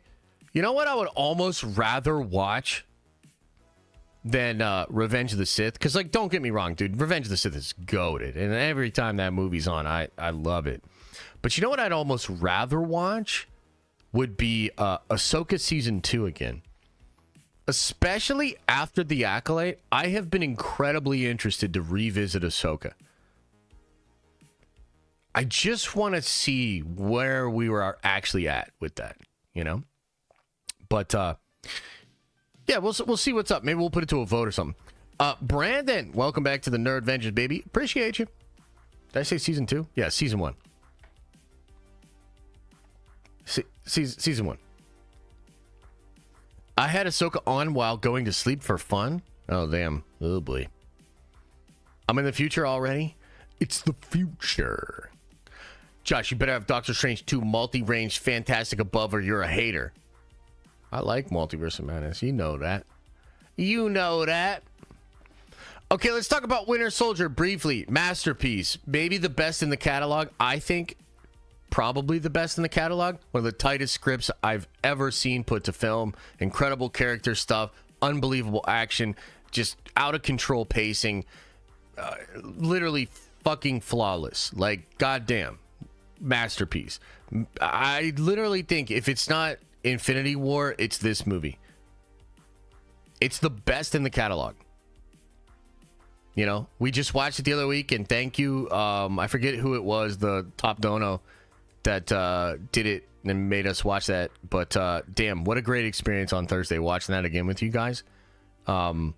Timeless, classic, so good. All right, let's talk about Captain Marvel #1. Captain Marvel #1. What'd you guys think of the old Captain Marvel? Bad, average, disaster. Well, a lot of people, a lot of range here. Yeah, a lot of range. So, Austin says, did you see the news about DeMeo? Are you talking about all the stuff from last week, or has there been a new development? So, I actually don't think this movie is as bad as most people say. I think that Brie, obviously had her thing and it was super cringe, and I think that sort of hurt the movie. I mean, it actually didn't hurt this movie. It hurt the next one. But I actually don't think this movie's terrible. Ooh, we got a little Eagle song coming in here. Hell yeah. I don't think it's terrible. I think there's a lot of stuff that works in this movie. I think this movie does have some fundamental problems. Like the narrative structure of her not knowing who she is just makes the character super flat. The character's just super flat, bro. And that kind of sucks. The movie itself, though, is kind of interesting. And I think the characters around Brie kind of bring life into the film. But I think looking back at it, or if like I had to make some Captain Marvel shit, I would not have chose that story. That is just a weird way to get people endured to a character. It can work. It has worked before, but I just think it's like a weird way to do this particular character. I also don't love look, I mean, I know like girl boss stuff, like it's in vogue, or at least it was, and it's a thing that people want, but I think particularly Carol, while being a girl boss, is also like just really fucking hot. And so it's a weird choice to take an actress that is as beautiful as Brie, a character that was like, I mean, bro, like, are you kidding me? If you know about Captain Marvel in comics, for the absolute longest time, she's a babe, bro. Like, that was the thing. She was a fucking babe. So the comic book fan in me is a little like, ugh. But overall, I'd say it's average. I would say it's average. I would damn sure put this movie above these goddamn abominations over here. But yeah, I'd say average. What do you guys think? That's legit an accurate interpretation of her character, though? Nope. Agree. Super flat from the back. Yeah. I mean, look, if you started reading her in like 2008, sure. But if you've been reading comics for any serious amount of time, that is not Captain Marvel. I mean, there's an aspect of her that is there. She is kind of a bitch, for sure. But Carol was more fun. She used to be a lot more fun. I mean, you're talking about an actual established character that, look, maybe you could say like was written for the male gaze or whatever, but that's just the reality of it. That's what it was. And then you take the character and she has no actual character because she can't remember who she is. So she's just like super stale, super flat, vaguely motivated person. That's not Carol. You know what I mean? Different strokes, different folks, but it doesn't kill the movie for me. It's just that there are creative decisions that I think debilitate the film like immediately. Q is not a robot. Thanks for gifting a sub over on Twitch. Okay, next up, Multiverse of Madness. Oh shit, Multiverse of Madness. What do you guys think? Is Josh trying to say she needs to smile more? Oh, fuck. Here we go. Oh, fuck. Here we go. Fantastic, average, masterpiece. Like, actually just bad. Wait, what? Average? Wow, we're all over the place.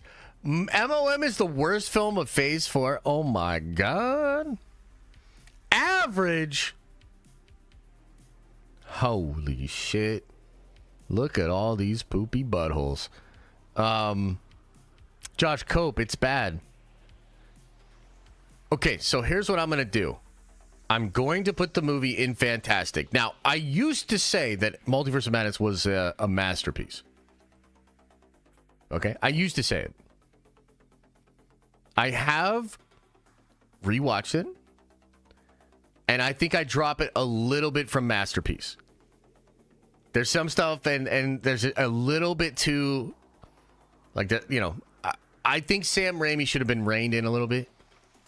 Like, she took my slingy. She took your slingy. And you're just like, bro, what the fuck? There's like several moments in the movie where you're like, bro. And the whack part about this is apparently like Feige knew, right? And tell me if you've heard this one before. Kevin was right, but didn't actually like win the battle. And therefore we got a shitty phase 4 thing, right?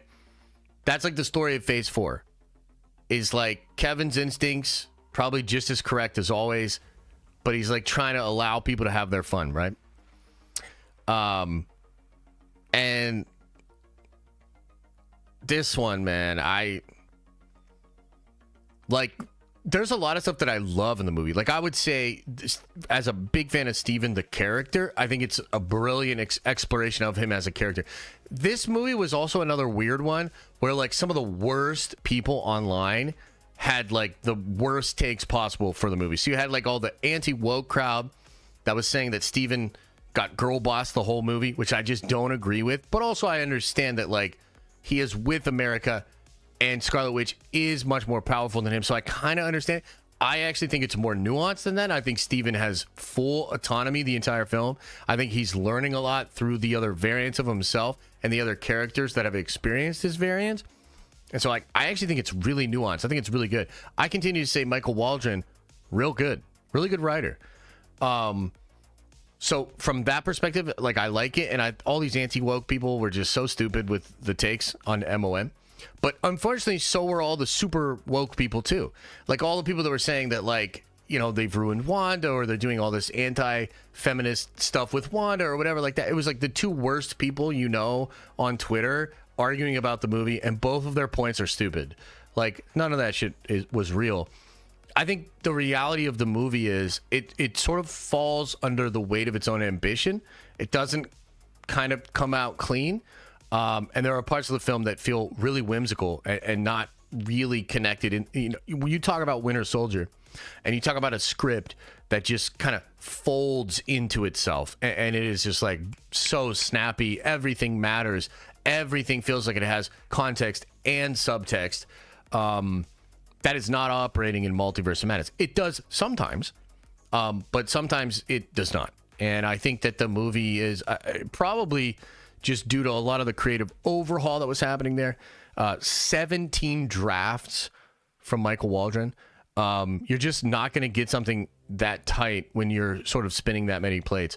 But still, I think one of my favorite Marvel movies. I love rewatching this film. I think rewatching this film, I would absolutely do it. As opposed to some of these other movies we talked about, which I'm like, I don't know if I would rewatch it. Multiverse of Madness, I have rewatched many times. So yeah, I like the movie. We could argue about it a little bit though. If you want to argue about it a little bit, we can. Multiverse of Madness kind of ruined what WandaVision created for Wanda. Yeah, I've seen this take before. I don't agree with it at all. I actually think that WandaVision had such a bad ending that I don't know what the fuck people are talking about. When they say like, oh, it ruins the ending. I'm like, what are you talking about? That ending was horseshit. She doesn't learn shit. She doesn't really feel remorse. I mean, Wanda in the end was going to turn the lights off and let that version of Vision fade away and not say goodbye. It was Vision that turned the light on and wanted to say goodbye to her. I mean, I think Wanda at the end of WandaVision is a total bitch.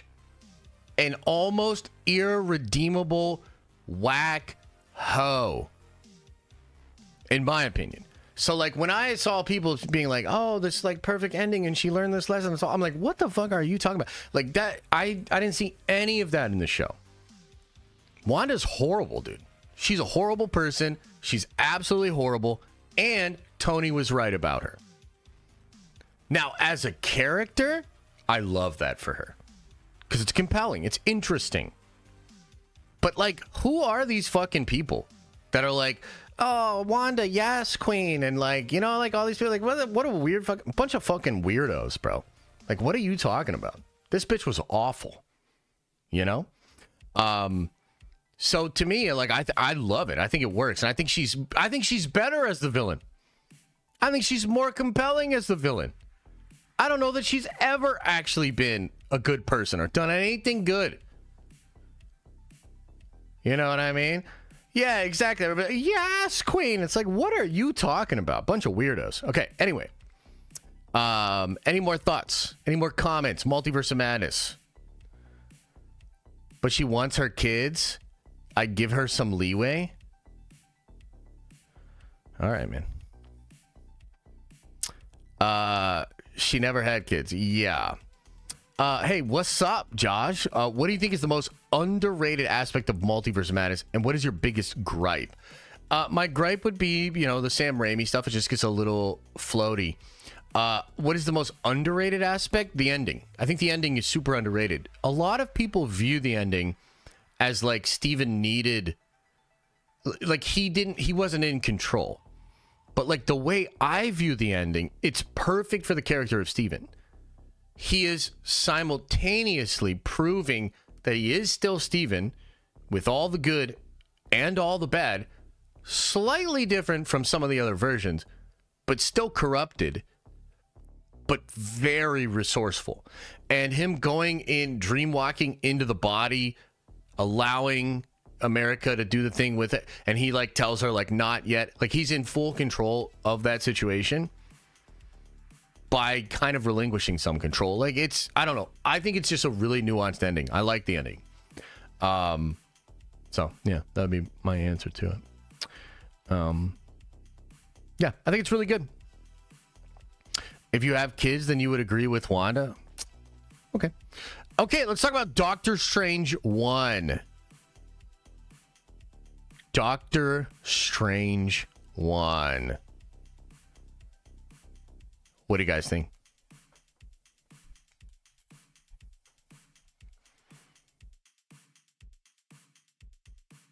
What do you think?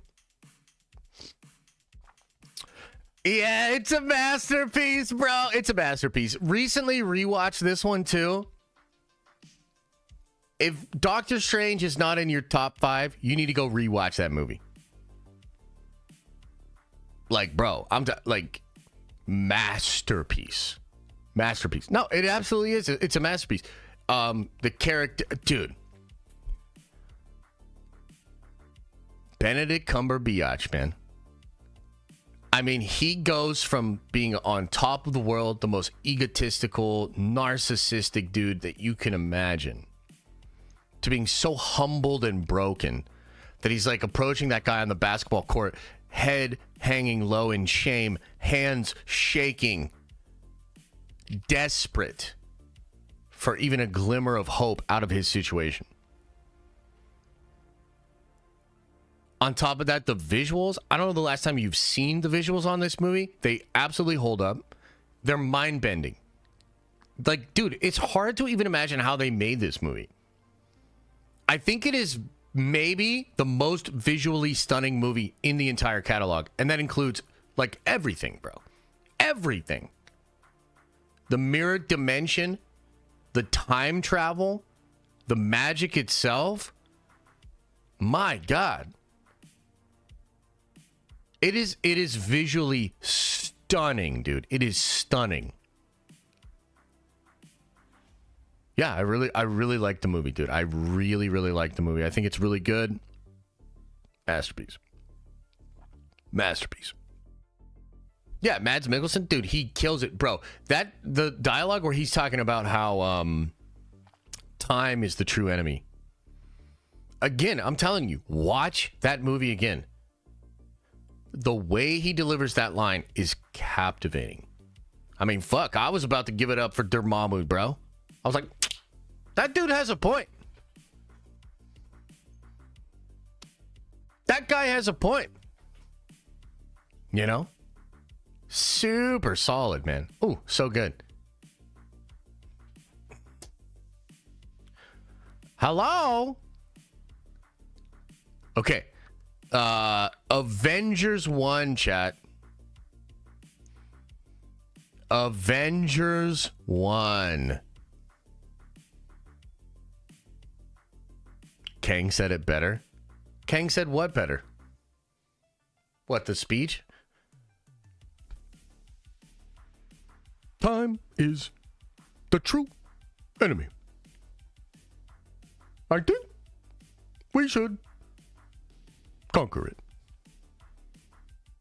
Yeah, incredible stuff. Zachary, welcome to the Nerd Vengers. You are a Nerd Venger now.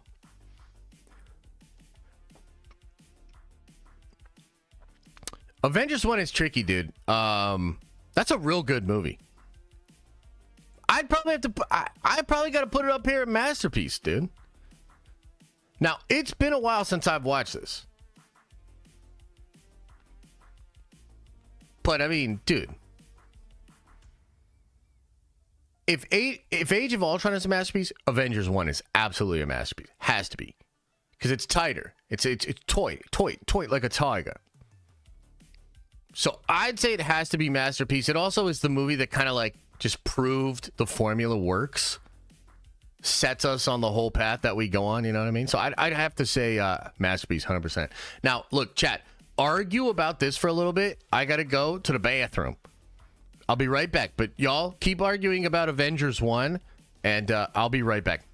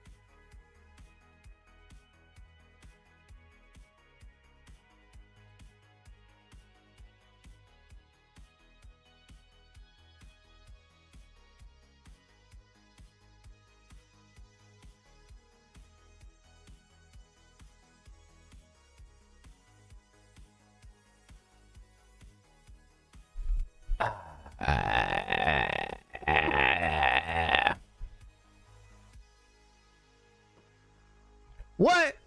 I'm genuinely confused if anyone in chat has seen a movie that's not a Marvel movie. The majority of these Avenger fantastic, and that's okay. Jesus, y'all are delusional sometimes.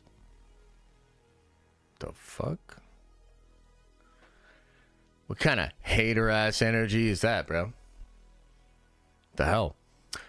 Kyber Sid says, anyone saying Avengers 1 is less than a masterpiece can catch these hands. Love you, Josh. You're the GOAT. Thanks, bud. Appreciate you. Yeah, no, dude. Avengers 1 is a masterpiece. Are you kidding me? Are you kidding me? Are you kidding me over here? Yeah, who the fuck? All you guys liking Marvel movies is so dumb. Okay, Scorsese.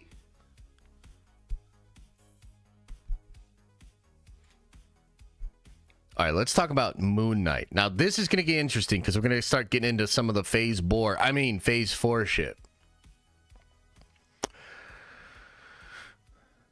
How y'all feel about Moon Knight? Hey, thanks, Zachary. Appreciate the 10 spot. Says, been watching the stream and videos a long time and love everything about what you do. You're an awesome person who brings joy to my life. I'm proud to finally be a Nerd Venger. A Nerd Vengers for life. Oh, hell yeah, Zach. Zachary Jonas. You are a Nerd Venger now. Appreciate you, man. Thanks for the love. Thank you for the love. Okay, this is interesting. Bad, honestly. Average, mid, average, bad, average. Damn, bro. Crazy 8 says fantastic. I thought a lot of you guys would be more hyped up about this one. I thought a lot of you guys were going to be super into this. Wow. That is interesting to me. Moon Knight better than Legion? Look, I know you're just saying that to trigger me, Lady Boner, but consider me fucking triggered. Holy shit. There ain't no way. There ain't no way, girl. You better go watch that shit again.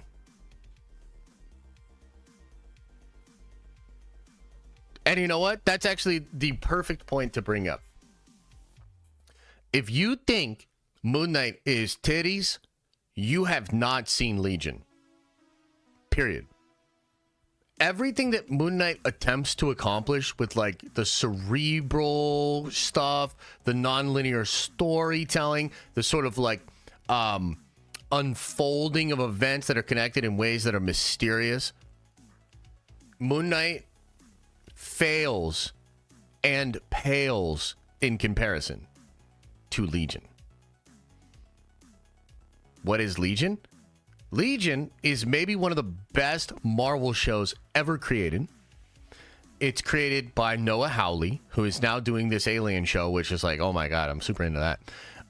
Legion was a show on FX. It is about the character of David Howler, who is the son of Charles Xavier. If you don't know about Legion in the comics, super interesting, super crazy character.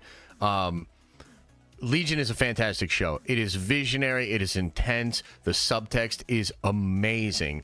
Moon Knight just ain't it. Moon Knight is like a polished up, cookie cutter Disney version of it. And I gotta be honest with you. I'm putting it in bad, bro. Which is so crazy because I think initially the first couple episodes were really captivating. But then it dissolves completely into like just this super safe, silly, like watered down version of what it should have been. Put it in average. I don't think it's average, dude. Oscar Isaac killed that shit. Yeah, it's not his fault. You know what I mean? I'm not going to say like Oscar Isaac destroyed this shit, but like, dude, I'm telling you, this shit is whack, bro. Let me ask you this. When would you want to rewatch Moon Knight again? And why? Like, why would you want to rewatch Moon Knight?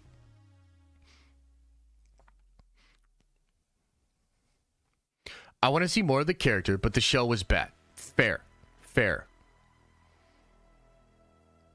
Yeah, bro, there's not a single episode I want to rewatch. And I've rewatched Legion multiple times. I like the Egyptian adventure angle. Yeah, some of that works. Some of it's really interesting and cool. It was one of the biggest blue ballers of all time. Oh, yeah. It just never gets there. It's all retch and no vomit. I need to finish Legion. Dude, you got to. Legion is the kind of entertainment that makes me feel like I'm actually glad I'm alive in this era. Like, I don't know if I could say enough good things about Legion, dude. Perfect ending, too, by the way. It's so rare to have a perfect ending. Legion doesn't have any Kang references, though. Yeah, see what I mean? Even more bonus points for it, Lady Boner. Even better. Yeah. Okay. Yeah, we should probably keep going here. Okay, Echo. Let's talk about Echo.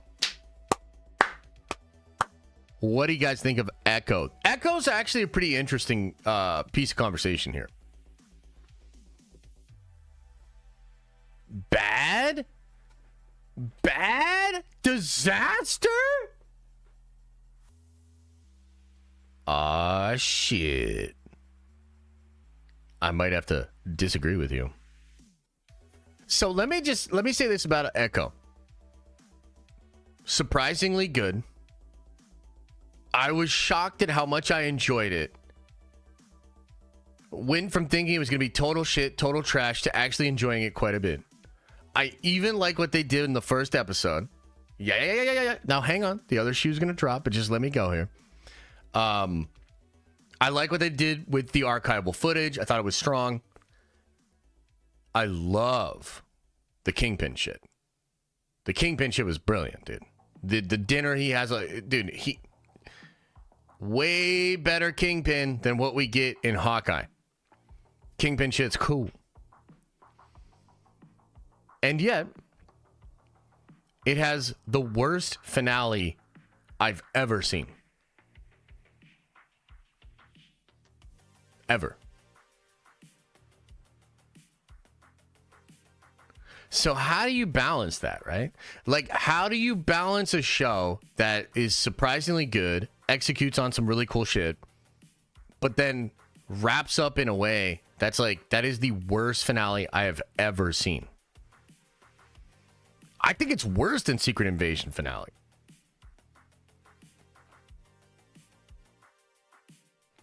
How do we rate a show like this? Because it's almost like if I could just forgive the finale, I'd be like average, fantastic. I think we have to put it in bad. I don't think it's quite a disaster, and I'm actually impressed at how they were able to fix the show. And to be honest with you, when it comes to shows like Agatha or Ironheart, I hope that they are as good as Echo, because it was pleasantly surprising, you know? And maybe they don't have as terrible of an ending. But yeah. No way Echo is better than Moon Knight. I'd put him on the level, man. I'd put him on the level. For sure. Okay, let's talk Hawkeye, man. Pleasantly bad? Maybe.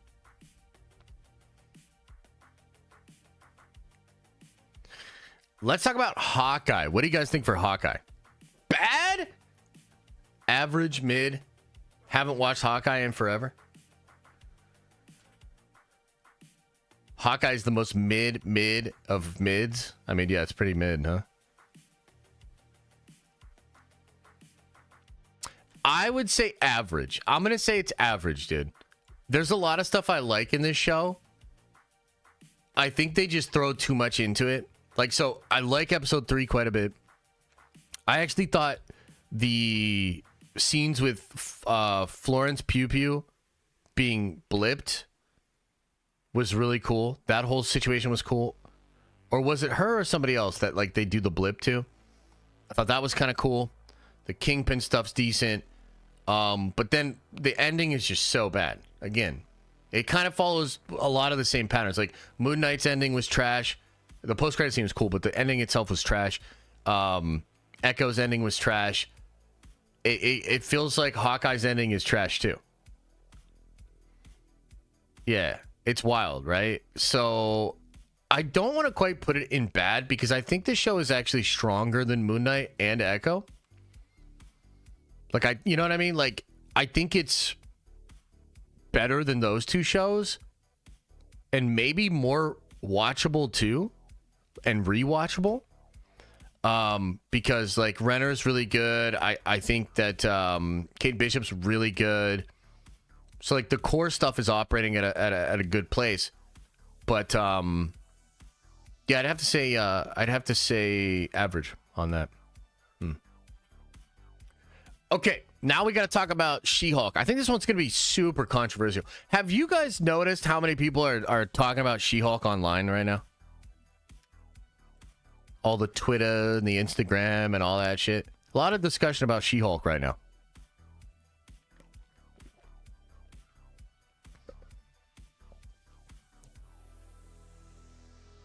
Lot of discussion on She-Hulk right now.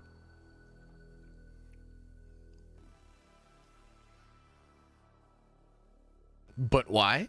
Well, because I think this is what's happening. I think that Marvel is making this turnaround. And I think part of the turnaround is realizing that they shouldn't make shows like She-Hulk or go after the type of people that would really be into a show like She-Hulk. And I know that might be hard to hear for some of you, but that's the reality of the situation. Y'all are a terrible fan base to target. Like, real talk, y'all suck. Like, you don't show up to fucking movies. All you do is get on Twitter and just bitch and moan and complain. All you do is you're the fucking worst. Okay? You're the fucking worst. However, the show itself actually has some redeeming qualities. Okay? And I was a person, by the way, that actually didn't totally disavow the show after episode 1. Now, Jennifer has this like super cringe feminist rant in the show. Which, like, you know, I think if you're just like a normal person, you realize why that's so cringe and out of touch. I mean, it's just like I could go through it, but like the pitch meeting actually does an incredible job. Have you ever seen the pitch meeting for She-Hulk? They kind of hit the nail on the head with that. And I think She-Hulk was a show that leaned a little bit too far into this whole like, oh, we're going to be self-referential. We're going to make fun of all of the incels. But then like kind of got mad when all the incels and all those people that they called incels like rejected the show, right? I think the ending is absolute trash, but there are like some things that work in the show. So it's like, it's difficult for me. I don't think I could call it a disaster, but I could call it bad. I could call it bad. And I will also say this. I don't see a way forward for She-Hulk.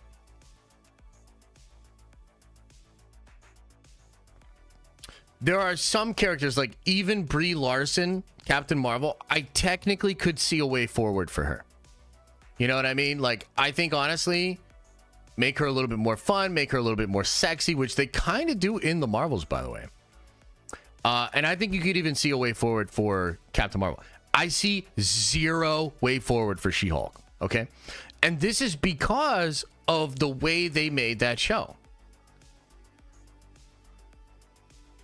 Because, like, you could see She-Hulk wanting so fucking desperately to look at the camera and make some snide comment about incels and people not liking women. Like, you can feel that the character wants to do that so fucking badly. And, no thank you. I want nothing to do with that shit. Nothing to do with it. And it's like this. Like, a lot of people might hear that, or they might look at that and they get real mad at me, right? They'd be like, dude, like, oh my God, like, you're the worst. It's people like you that blah, blah, blah, blah, blah, blah, blah. And I would say, no, fuck you. I actually love She-Hulk. I love She-Hulk in the comics. And people would say, but Jennifer Walters just like that in the comics. Bitch, please. What are you talking about? Don't take my word for it. Talk to Rob. Rob's talked about this a lot. I don't know the extent to which that he's talked about this, but I've seen him make comments about it before. You look at the John Byrne She-Hulk stuff. Are there some things from it that are in there? Sure. But that's not Jennifer Walters, man. They get some of it right, but it's this like they wanted it to be something that it just never was. Bro, She-Hulk is sexy. She-Hulk has sex appeal. She-Hulk is a fun character. A really fun, hot character. And wow, did they fuck that up. And it's like, look, does part of me feel bad? Sure, because it's not her fault. You know what I mean? Like, at the end of the day, I think Tatiana Maslany is great, and I think she did good in the role. But it's the way they attacked the character. It's the way they created the show. Yeah, I don't want to see her ever again.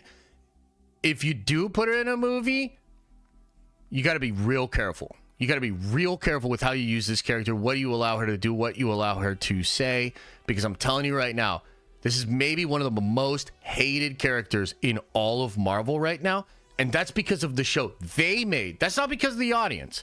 Like, a lot of people are going to try to, like, get it twisted and be like, oh, the audience is so bad. The audience, bro, that same audience that you guys are all saying, like, hates women, they fucking love Daphne Keane, bro. They fucking love Daphne Keane.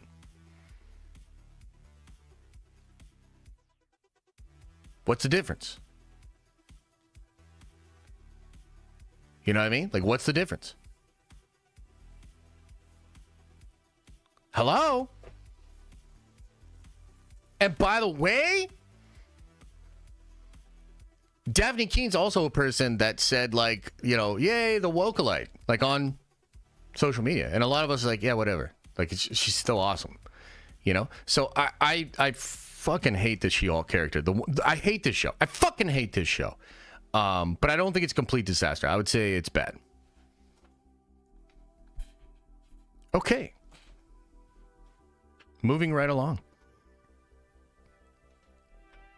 Avengers Infinity War. Masterpiece.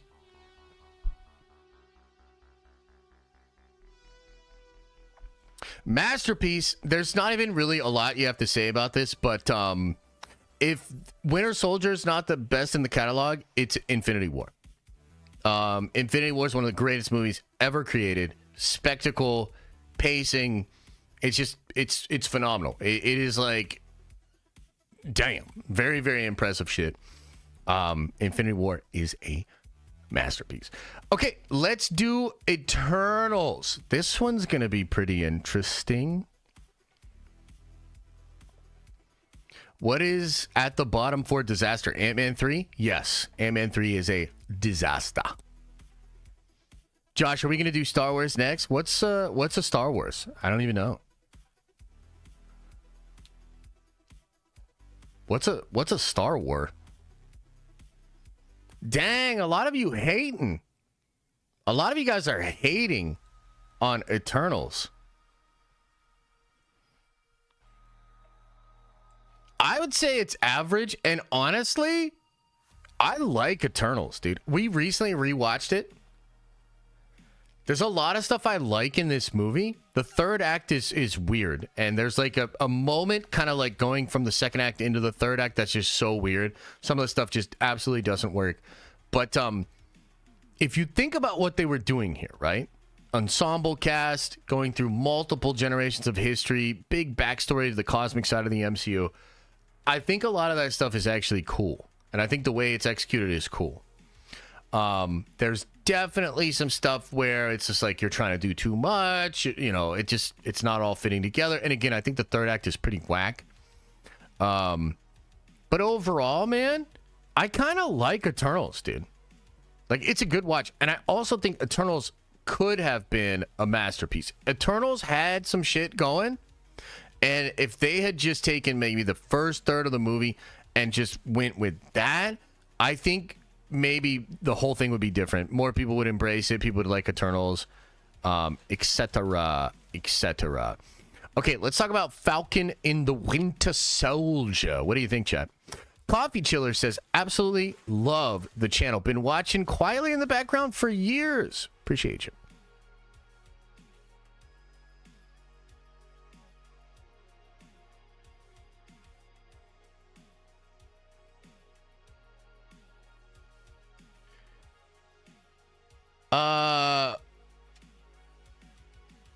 Unfortunately, Falcon and the Winter Soldier is a disaster. It's a disaster. Now, it has more... Here's what I'll say about it. It actually has more good shit in it than Quantumania, but it is a disaster. Okay?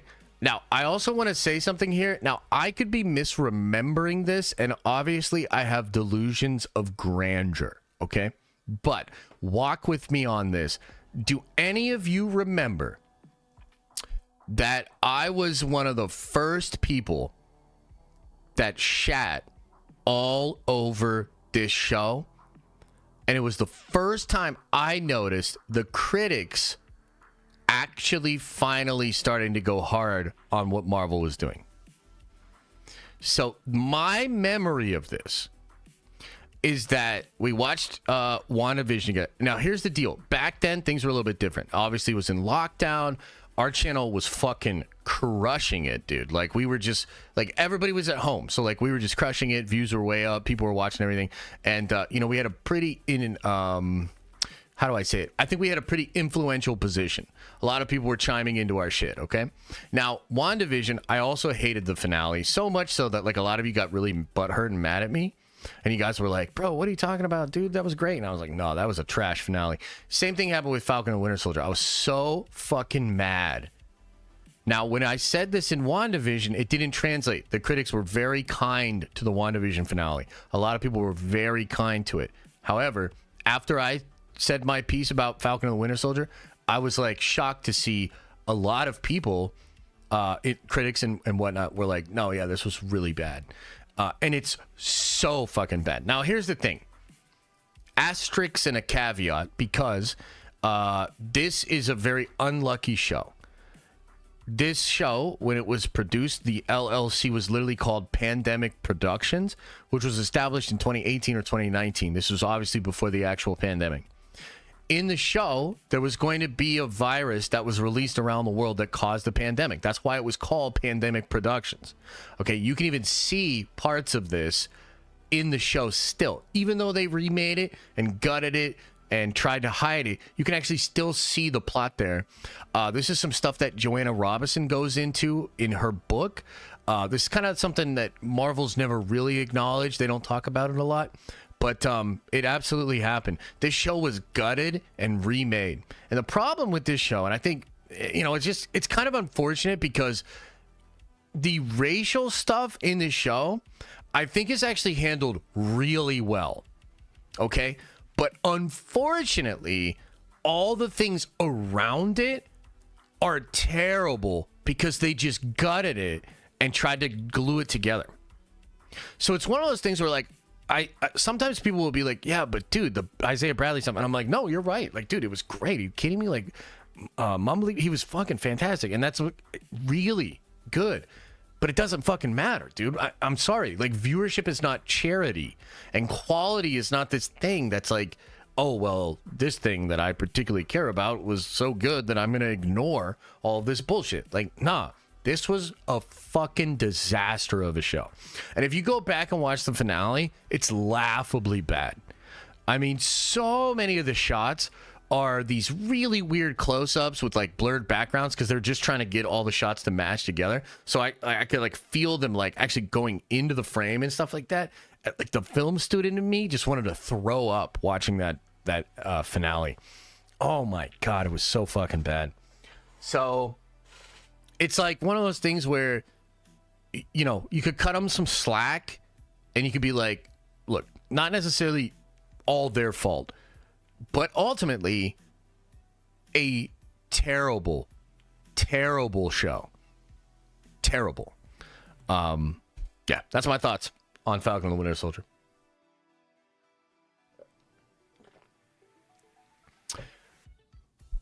Let's talk about Guardians 1. Guardians 1. What do you think, Chat?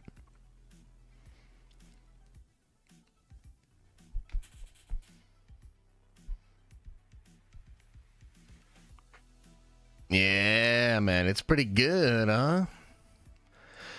I will have to say that Guardians 1 is a masterpiece.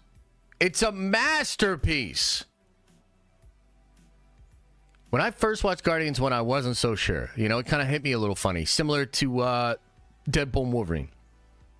When I first watched it, I was like, I don't know. Yeah, Guardians 1 is a masterpiece. The cold open with Peter and his mom, unbelievable. The brokenness of all the characters together, unbelievable. The Dirty Dozen feeling, unbelievable. Ronan's epic. I love Thanos in the movie. You know, even the dance off is like funny, but it kind of works. So good. So good. The best of the Guardians trilogy. One of the best movies in the entire catalog. Guardians of the Galaxy is a masterpiece. And very, very high on my rewatch list, too. Very high. Love this movie. Yes. Logan says, what's your 1 to 10 ranking for each tier? Masterpiece is like a 9 or better. Yeah, I'd say so. Yeah, Masterpiece is like a 9 or better. Yeah, that's fair. Yeah, so, I mean, look, not everybody agrees. You know, I see some people in chat that aren't feeling it. But I'm telling you, man, to me, Guardians 1, masterpiece. Really, really good movie. Yeah. Okay, Guardians 2. Guardians 2. The truth about Guardians 2. What do you guys think?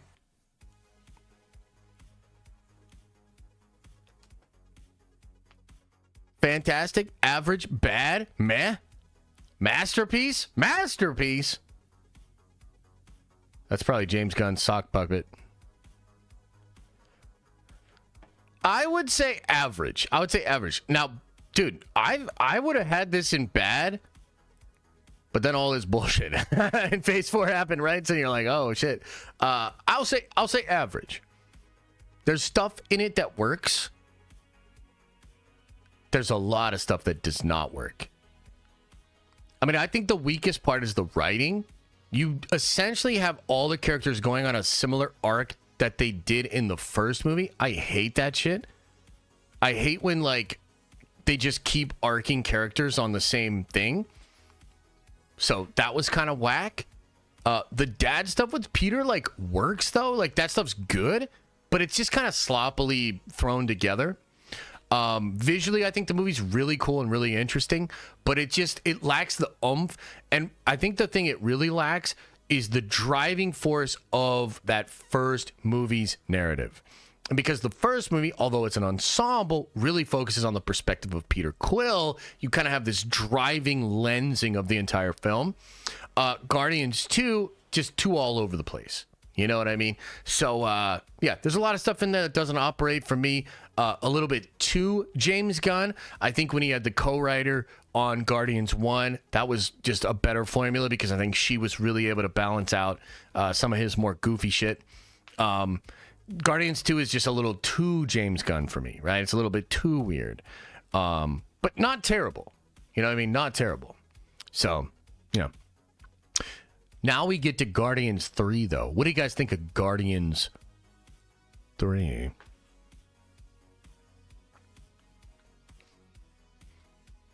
Mary Poppins, y'all. Yeah, I mean, the Yondu stuff's good. Like, there's a lot of good stuff in the movie. The best one, masterpiece, fantastic, fantastic. I would say it's fantastic. I don't think I could give it masterpiece. But it's a fantastic movie. Super good. High on my rewatch list. You know, again, I think it's not as tight as the first movie. It's a little all over the place. Some of the arcing is confusing. I love that it focuses on Rocket, actually. But yeah, I mean, it's just a little more sloppy than the first movie. Definitely way better than the second movie. So I would say I'd put it in the fantastic tier.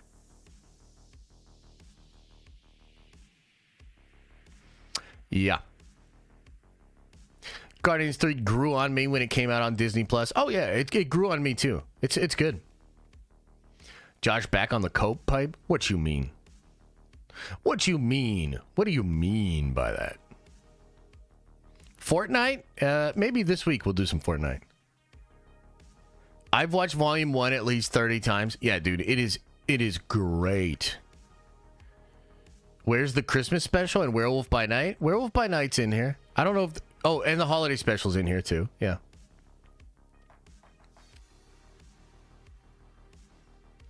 Yeah. As a trilogy, Guardians of the Galaxy is S tier. I mean, it's a pretty good trilogy. Yeah. What do you guys think of I Am Groot? I mean, I like it, but they're also like 2 to 3 minute shorts. Like, what the hell are we doing here? I'm just going to put it in average. I don't really know what to do with it. You know, like it's cool. Can't really remember it. Wouldn't really rewatch it again, but it was cool. Yeah, kind of average, I'd say. Iron Man 2. Chat, Iron Man 2. Also, does this thing not have Iron Man 3? Oh, okay, it's right here. Okay. Iron Man 2. Should we do Iron Man 1 first?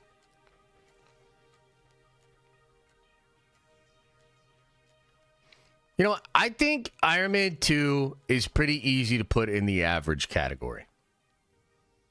Like, there's some stuff I like in it. Like, the War Machine fight is super cool.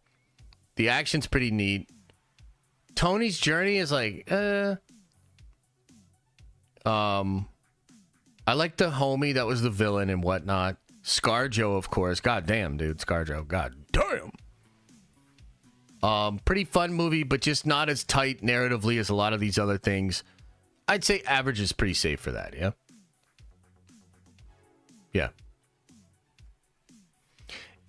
Iron Man 2 is like the way they used to make sequels. Where they're like, let's just do the same kind of stuff again. You know? And I think this was a time when Marvel was kind of trying to figure out how to do the sequel stuff. Like Iron Man 2, if you've read Bob Iger's book, Steve Jobs literally hit Bob Iger up to tell him that Iron Man 2 was bad. He's like, dude, no, Iron Man 2 was sucked. What are you guys doing over there? And Iger talks about how this was kind of an important moment for them. When they were like, oh, shit, okay, yeah, maybe we should do something different than just, like, rinse and repeat, you know? So, yeah, I'd say average is pretty safe there. Iron Man 3, bro, I'm sorry, it's bad. I've tried.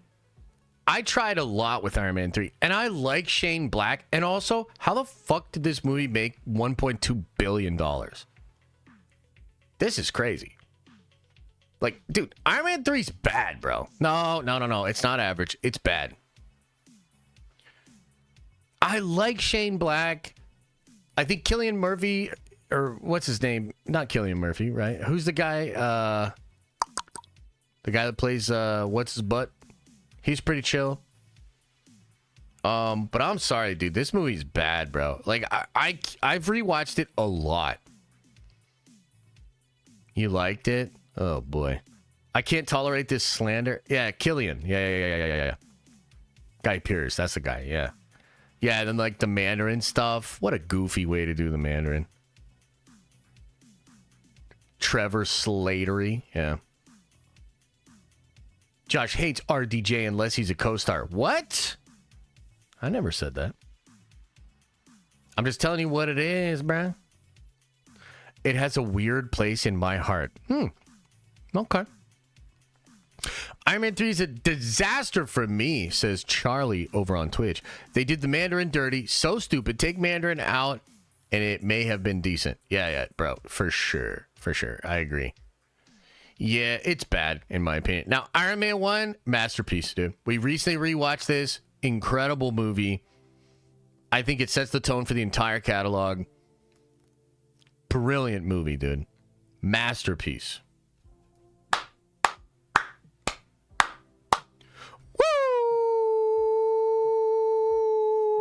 Woo!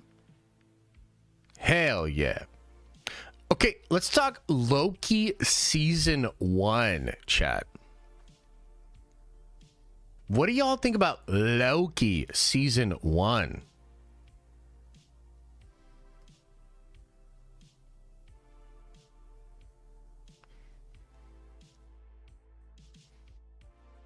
Bad? Carl, what? Indiana Jake?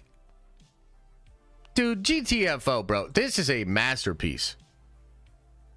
This is a masterpiece. Average and overrated? You get out of here, Bubba. What? You guys don't agree? Dude, you guys are crazy, bro. Bro, I hate the whole show. What? I'm sorry, man. Loki's so damn good. Oh, man, what are you guys smoking on? Are you kidding me? It's mid? What? Season 2 way better? Ooh, well, it's going to get controversial when I tell you how I feel about it. Ah, man, Loki, dude, I think Loki season 1 is a masterpiece. I think from a stylistic perspective, from an ambition perspective, from a character perspective, it just executes, and it did something I couldn't have imagined was possible before we watched the show. You know, we knew something was going on with Loki. We knew the Loki show was happening. I had no idea it was going to be as bold as it was. A total deconstruct of a character that had already arced out and died. And to be so bold to take that character to basically find a new arc for him that not only was as good as what happened to him leading up to Infinity War via Ragnarok, all the relationship that he had with Loki, but I dare say was better and potentially a better arc for a character than any other character in the entire catalog. That includes Tony Stark. I think what they did with Loki in both seasons is a more compelling and interesting arc than any other character in the entire catalog. Fantastic stuff. What about Doom? S tier, masterpiece. Yes. Now, Loki season 2 is kind of interesting. I kind of would say it's between masterpiece and fantastic. The ending makes me think that it has to be in masterpiece, but I don't think it's even as strong as season 1. Like, Loki season 2 is cool, but the first, 4 episodes of Loki season 2 are kind of like, okay, so we're doing this. Okay, we're doing this, you know? But the ending is incredible, and really, the way it fits with season 1 is kind of unbelievable. Like, it's kind of unbelievable how good it is. And it's maybe, if not the best moment for a character in the Marvel catalog, it's got to be up there. Loki getting the throne after not wanting it and it becoming sacrificed. I mean, dude, it is just so good. It's so good. So I'll just kind of throw that up there. Okay, now let's talk Miss Marvel. By the way, how many of you guys actually watched all of Miss Marvel? Throw a 1 into the chat. How many of you guys actually watched all of Miss Marvel?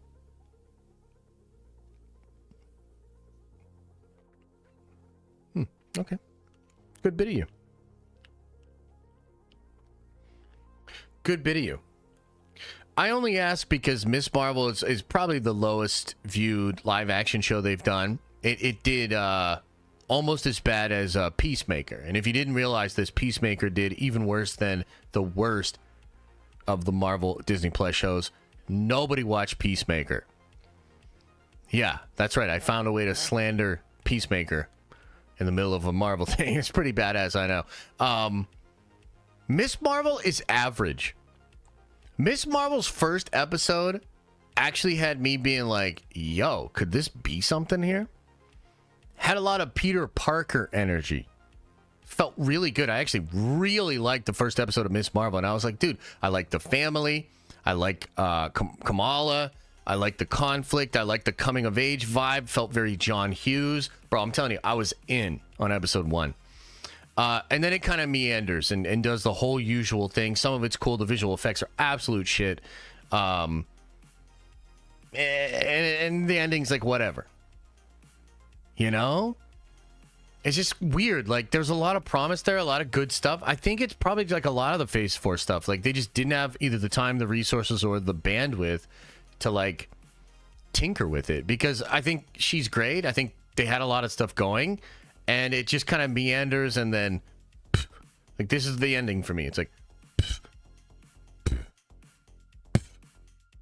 you know? So it kind of sucks. Yeah, I feel bad for Iman because, dude, she's fantastic. She's fantastic. Okay, let's talk about one of the worst things Marvel has ever done. Secret Invasion. A show that was so bad, they basically decided they have to reboot the entire thing. Yeah, no, you have this show to thank for the soft reboot of the MCU. Oh my God. What the fuck were they thinking? assassinating the character of Nick Fury, only to then completely ignore that character assassination and bring him right back to Earth in the Marvels, which is like a whole nother thing. Assassination of the character of Rhodey and all of those kind of moments there. A complete assassination and a literal assassination of Maria Hill's character. Just on and on and on and on. What a whack-ass, stupid fucking show. Maybe the thing that needed canceled the most out of anything we've seen in this list so far. Yeah, it almost needs its own tier. Wow. Wow, wow, wee wah. Oh, yeah, and Gaia. Of course. Holy shit, Gaia. Yeah, okay. Not too much more to say on that. Let's talk about Shang-Chi. This one's kind of interesting. I'm really curious as to what you all think of this.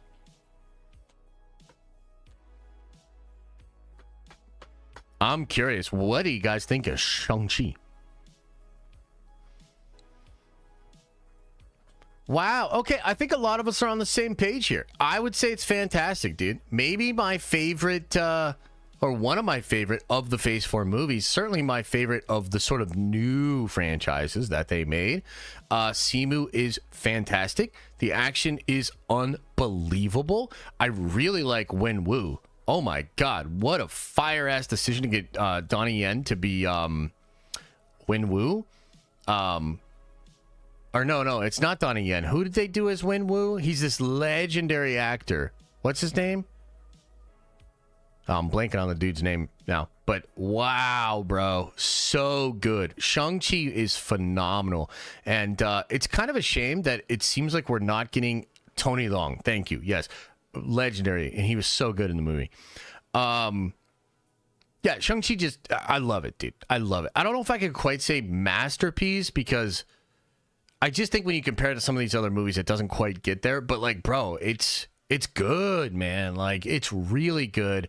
And I want to see more of these characters. I'd love to explore Tao Lao and some of the other hidden cities and things of that nature. There is some stuff in it that's kind of weird. Like, I can kind of do without Aquafina. I think his sister is maybe a little bit too stoically girl boss for me to actually give a shit about. The Trevor Slattery stuff is fine, but it's a little like goofy Disney Marvel. So there's like some stuff that doesn't totally work for me, but the core elements of it are brilliant. The core elements really carry the movie. So I quite like it. Let's talk about Spider-Man Far From Home. Yeah. What do you guys think? Worth a rewatch? Oh, yeah. Dude, Shang-Chi is a very rewatchable movie. Yeah.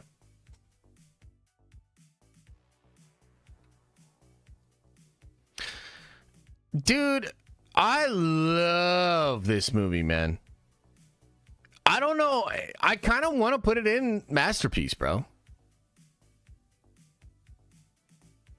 I kind of want to put it in masterpiece. Let's talk about this, though. Before I put it anywhere, let's talk about it.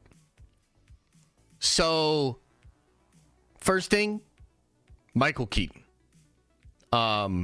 Dude, when we heard Michael Keaton was going to be Vulture, I was like, the fucking cranky old guy from fucking the animated show? Are you kidding me?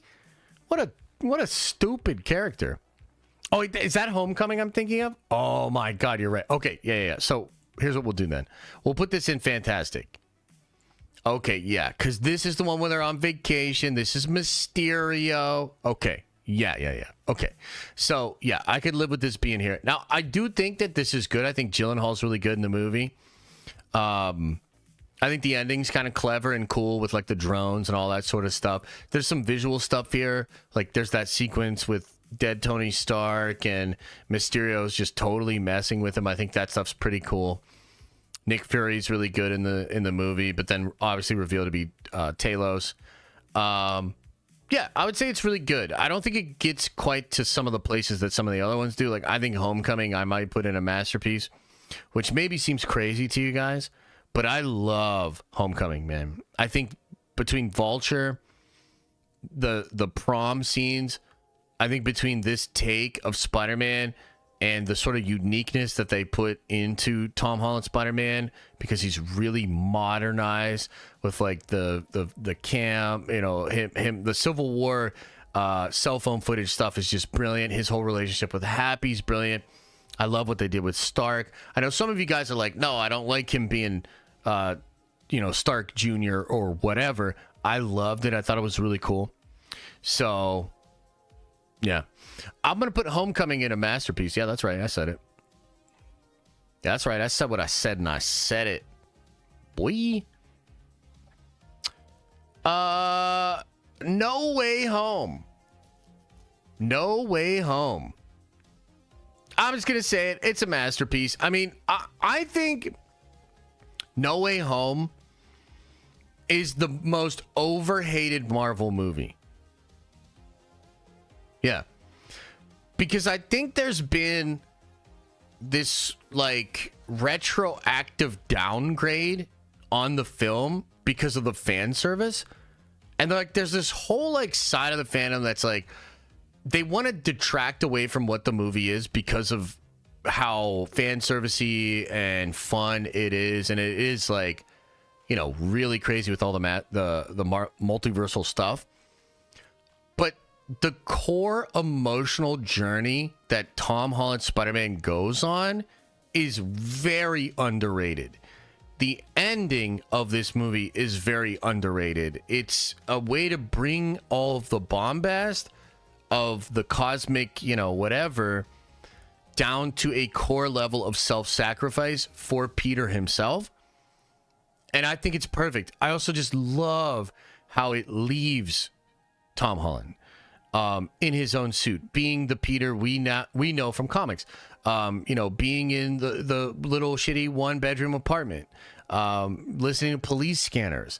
Like it, I think the movie is way better than a lot of people think, because does it do some stuff where, like, yes, they intentionally, you know, leave a space for applause and shit like that? Like, absolutely. But like, dude, Deadpool and Wolverine has shit like that in it too, and I don't hear anybody complaining about it.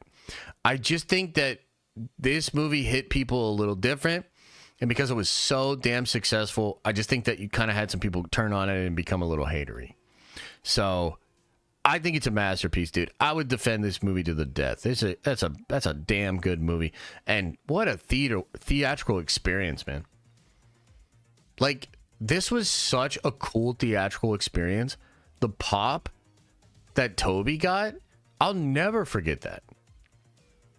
Like, I'll never forget that. That shit was so awesome. Green Goblin made it S tier. Okay, moving right along. Let's talk about the holiday special. Masterpiece because of Goblin? You don't do that. Can we at least acknowledge the plot armor? How so? What do you want me to say about it?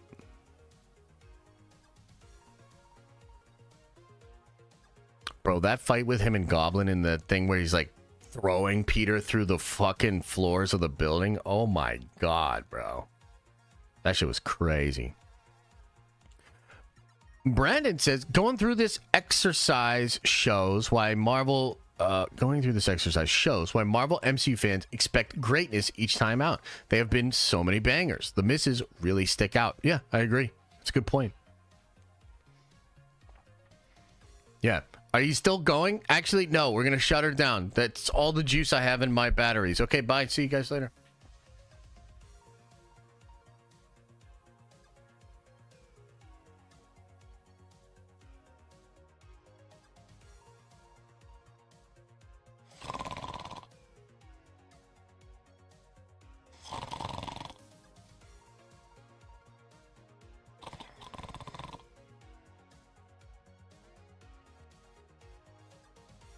Can you imagine?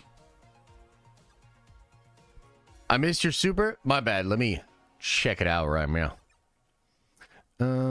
If Pedro did read right after Pablo Escobar, the whole narrative would have been different. His stock was so high. Everyone would be looking forward to it. That's a good point, actually. Yeah. Yeah, that makes sense, dude. Oh, the Ned thing? Yeah, that's fair. That's fair. So Grant says the plot armor was that Ned just happened to be magic and summon the other Spider-Man. Loved seeing them, but plot armor, in my opinion. Yeah, that's fair. I kind of like the way they did that, but yeah. Yeah, that's chill. The raid on finally got me. Yeah, 100%. So, I gotta tell you. Oh, geez. Get that out of here. I gotta tell you, this holiday special really surprised me. And in fact, I think it's a yearly rewatch for me. Fantastic, dude. Fantastic. And unfortunately, I don't think it performed all that well. Like, I don't know if any of the specials performed all that well. But that holiday special is good, dude. I really like it. And again, it might be a yearly rewatch for us. Like, I really dig it, man. I think it's a really feel-good holiday little, thing that they have. The songs are bangers. Kevin Bacon's awesome. Yeah, it's cool, man. I like the Guardians of the Galaxy holiday special. Yeah, I really like it. Yeah, super good. Okay, we're in the final stretch here, ladies and gentlemen. I don't understand what people liked about the holiday special. The music banged. It feels like a Christmas movie. I mean, that's what it is. Josh is going to say James Gunn's Superman is a 10. If I think it's a 10, I will say that, yes. But Josh, you don't stretch. Wait, what? I enjoyed it, but it's not the same tier as Black Panther. What? I mean, look, if there was a fantastic kind of subcategory, yeah, for sure. I'd say it's maybe a little bit lower than some of these other fantastic movies, but I'm telling you, it's a fantastic thing. It's fantastic, and it's very rewatchable.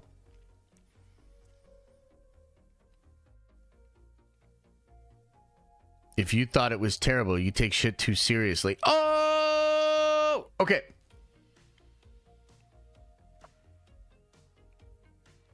What about the Incredible Hulk? Josh accidentally closes the window after 2.5 hours. Can you believe that? Yeah, that would suck. We're in the home stretch now, baby. Move your cam down so we can see the list. Oh, okay, fine. Sheesh. Let's see. Okay. So, like, right here. Probably pretty good. That's probably pretty good for you.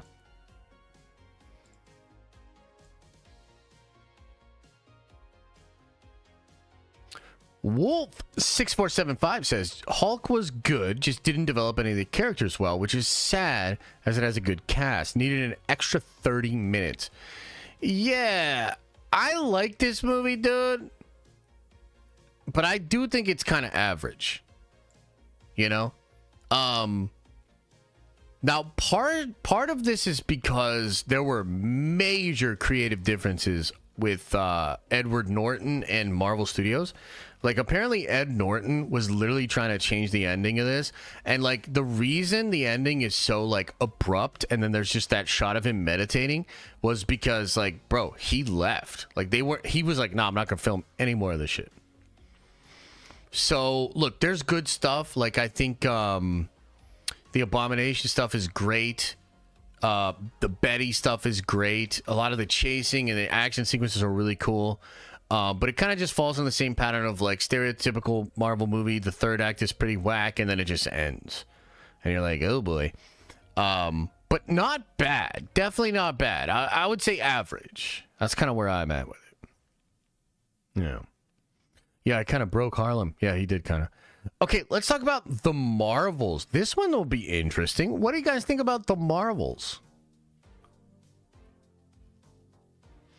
Yeah, I do think there could be room for another tier here where you have, like, in between some of these, but that's okay.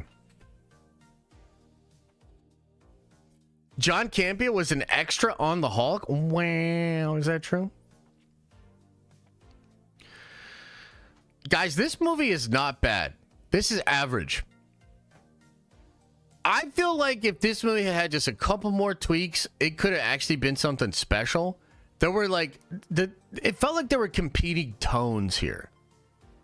Right? Like there was a moment where it like felt like it was getting super serious where Carol's like, we can't save everybody. And Kamala's like, oh shit. So being a hero means people dying? And like, you're like, oh, that's really deep. And then it dissolves into like girl time, dress up my hidden lover on the musical planet shit. It's like really fucking uneven.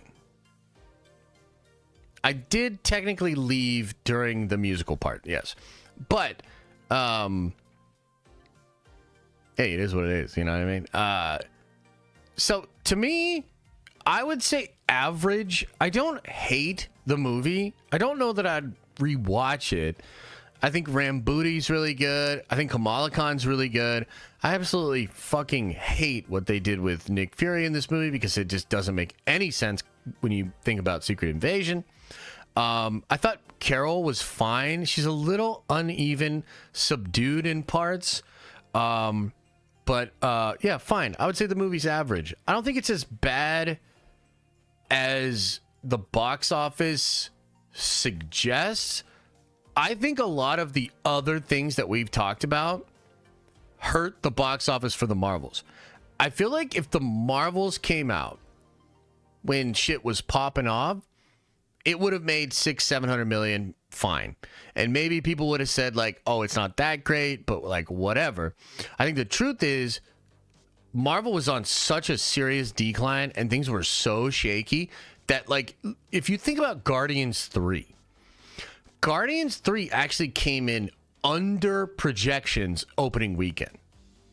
And then it had like a 30% drop off. It had an incredible hold and then it found legs.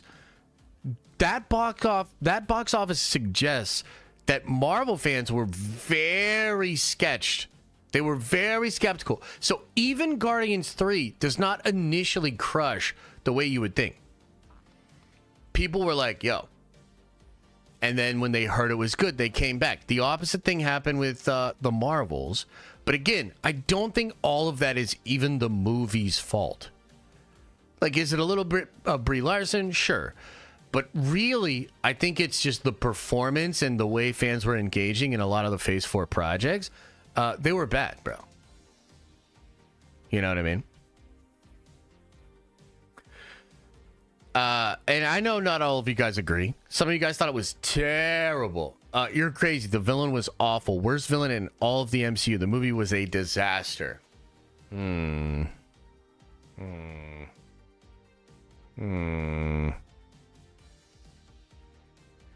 guys think I'm being too kind? Am I being too generous here?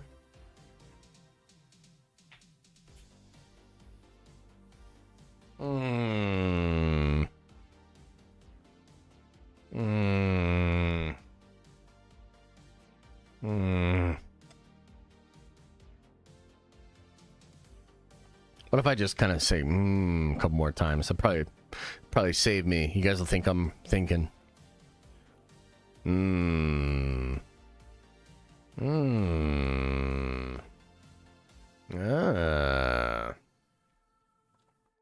Iron Man 3 villain was way worse than the other one in this film, in my opinion. Oh, good point, Elisa. Good point. Dang, good point. We're going to keep it an average. Let's talk Thor 1. Thor 1. Chat, what do we think? Fine. Iron Man 3 sucked too. I mean, you're not wrong. You're not wrong. It sucked pretty bad. It was pretty bad. Thor 1.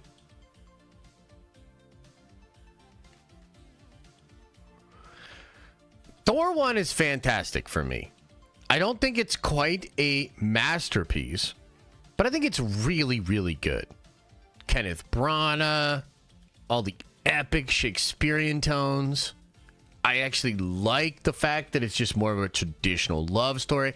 I know Natalie Portman thought it was whack, but yeah, she's wrong. Sorry, shut up. Shut your mouth when you're talking to me.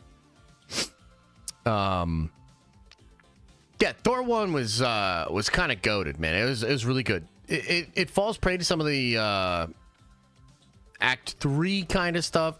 I also really don't love the bleached eyebrows on Hemsworth.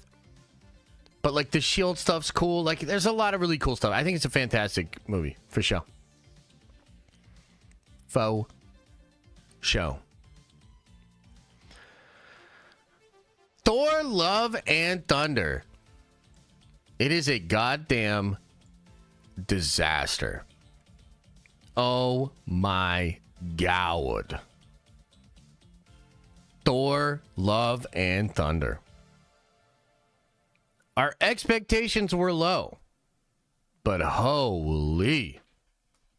I mean, one of the least rewatchable, just most painful memories. God, what an... you know what it is? You know what it was? Yes. This movie was yes. Yeah. But here's the thing. Ragnarok, masterpiece. So weird to go from masterpiece to disaster. How did this happen?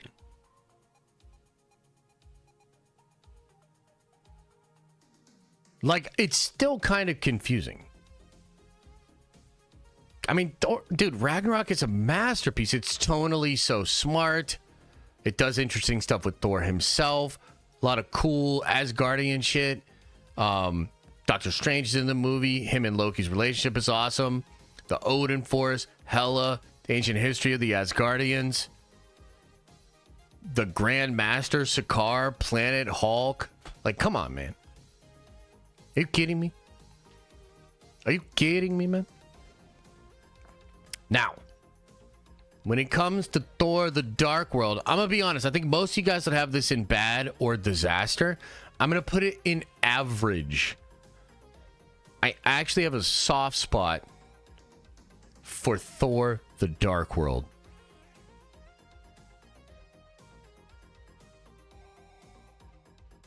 I know. Many of you guys are going to be like, what? I know. Maybe I am crazy. But hear me out. The Dark Elf stuff is dope. Okay, was Malekith one note and kind of sucked? Yes. But the Dark Elves themselves were cool. They looked badass. I like the magic. I like the spaceships. The scene where they attack Asgard is brutal. It was very cool. Loki is brilliant in this movie. In fact, if it wasn't for how brilliant Loki was in this movie, it's probably bad or disaster for me. The loss of his mother, the motivation behind that, the way you still can't trust him, but he wants to be there for Thor, but Thor can't trust him. It's really cool. So I like that. It dissolves, like a lot of these ones, it dissolves into a really bad third act that doesn't really make a lot of sense. But there's a lot of stuff I like in here with the family element. So to me, I actually have a soft spot for this movie, and I kind of like it. But, yeah, I mean, it's definitely not fantastic or masterpiece. I just don't think it's necessarily as bad as a lot of people say. How big was Natalie in Thor 2? I don't know what you mean by that. Yeah. Yeah, I think it's average. All right, let's talk about WandaVision, man. What do you all think of WandaVision? What do you think?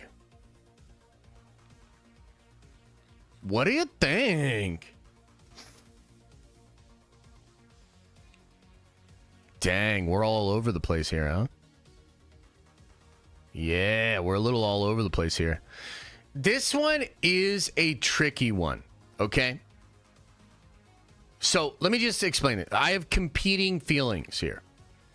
Part of me feels like this was an incredibly well-crafted show which had great fan discussion surrounding it and was a lot of fun to dissect, to experience together as fans. And it was really cool. Part of me also thinks that's actually kind of bullshit, and it was really channels like ours and Paul and New Rockstars that actually made WandaVision what it was. And if you really think about it, WandaVision just had a bunch of goobly glob that didn't lead to anywhere.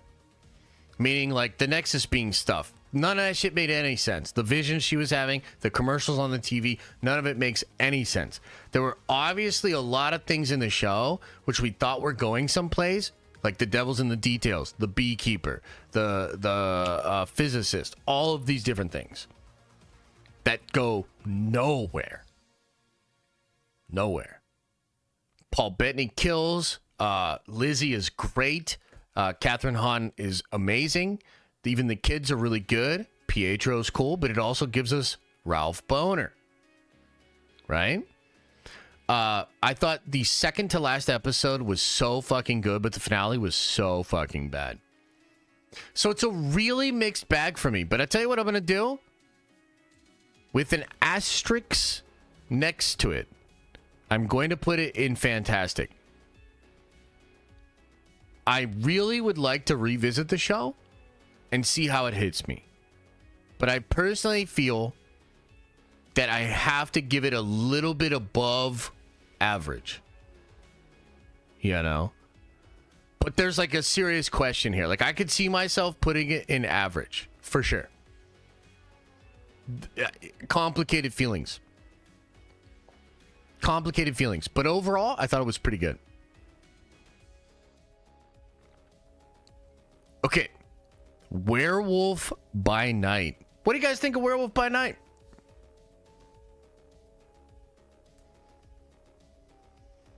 This Josh guy is losing his mind. Oh, steadily. Yeah, steadily losing it. Yeah. Average, bad, masterpiece. Damn. Fantastic, average, bad. Huh. We're all over the place on this one. I liked it. I thought it was cool. I do think it's a little underwhelming. I don't know that I can... Like, I guess I would say I would put it in average.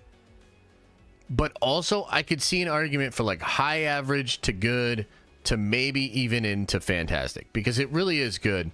I think it was better than a lot of the stuff that was coming out at the time. But that's kind of interesting, too, right? Because it's like, okay, does that mean then that all of the bad stuff that was there made us look at it a little bit more positively? And then you think about, like, okay, but do you want to rewatch it? And to me, not really. Like, I want to rewatch the holiday special, not really Werewolf by Night. You know what I mean? So I don't know if that makes sense, but that's kind of where I'm at with it. I watched it a year after the release and the hype. Oh, well, that's cool, man. I'm glad you like it. The question is it better in black and white or color? It's a good question.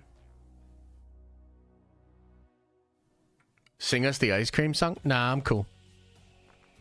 Nah, I'm chilling. I'm chilling on that. Chilling. Yeah, definitely not bad though, man. You know, I don't think you could say it was bad. I think it just kind of depends on how much you like the characters, how much you like the format, how much you thought it really fit into what Marvel was doing. I think that's kind of what it is. Okay, last three here, ladies and gentlemen, and then we'll kind of just take a look at the overall tier list, and we'll kind of have some conversation about that, and then we'll probably get on out of here. Okay, what if season 1? And we can kind of include, well, we already put what if season 2 in average, right? So let's talk about season 1. Call-ins? I don't really want to do call-ins today. We could do some call-ins soon. Maybe we do call-ins on the Nerdvenger stream, you know? I would have to say, I think this is fantastic, but I could also see it dipping into average. That's the thing is, like, it's a mixed bag. Some of the episodes are like lame.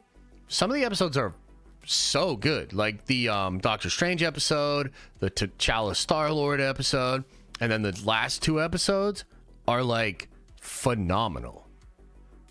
Like I think it is so good. If you watch those last two episodes, it's like, damn. Why is Blade not on here? Because there's only ever gonna be one Blade. So I'd say fantastic, man. Just because the way it ends, like the ending's really strong. Even though it's a little shaky along the way, I'd have to say overall, I was pretty hyped on it. And yeah, I like a lot of what they did. So yeah, we'll go fantastic. And let's talk Deadpool and Wolverine. There's obviously a recency bias here. But what do you guys think of Deadpool and Wolverine?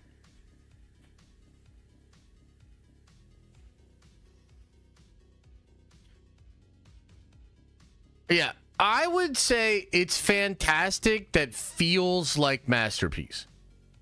Like, I don't think this movie is as tight as a lot of these other, movies and shows that we have up here. But it's probably like the top of the list as far as fantastic. And it's really kind of between them. When I first saw it, I was a little like the first time I watched it, I don't know. I didn't love it as much as I did the second time. The second time I was like, damn, dude, it's really good. So it's absolutely fantastic. I just don't quite think it gets to masterpiece. Somewhat of a lack of connective tissue. It feels isolated from the rest of the Marvel universe, even though it's very multiversal and it's setting things up. My brain still can't connect it to like Loki and some of these other stuff easily. But I mean, come on, man. So good. The action, incredible.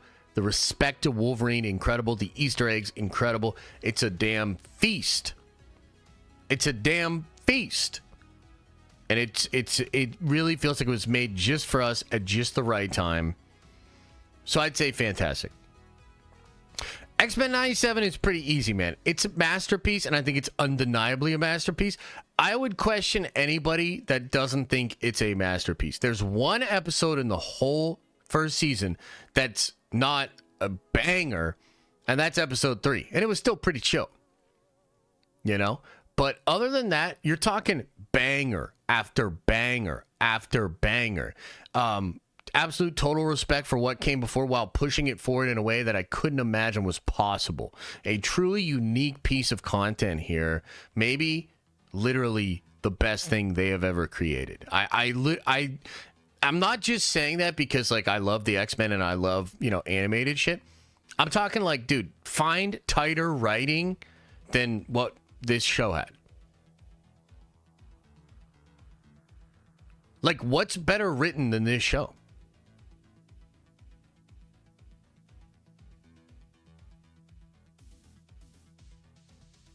You know what I'm saying?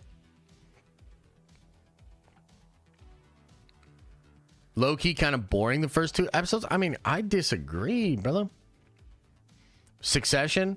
Succession's all right, yeah. Avengers 1 is pretty tight. It's pretty tight.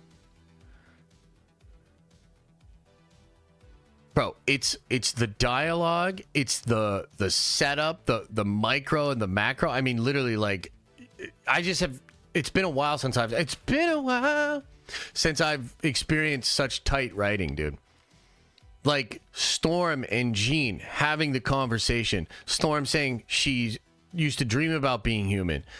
Jean saying she doesn't feel like herself, but wants her kid, you know what I mean? And then it paying off later with the events and then coming full circle. It's like, bro, I'm telling you, that writing is toit. Toit like a toy go. Yeah, it's real good, man. 10 out of 10. 10 out of 10. Maybe the best thing they've ever made. Yeah. Woo! Okay, chat, we did it. We did it. And we're closing in on 3 hours here, so I'm probably going to get out of here soon. But what do you guys think? What do you think of this list? You must not have seen Borderlands then. Awesome writing. Oh, yeah, is that true? Storm Hanny, what's up over on Twitch? How you doing? How you doing? How you think we did here? Pretty good, huh?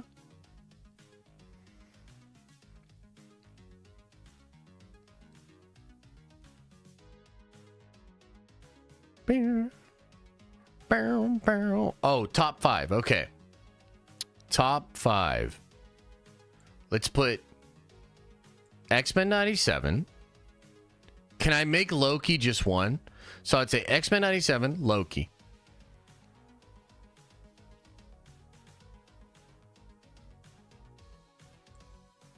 Infinity War.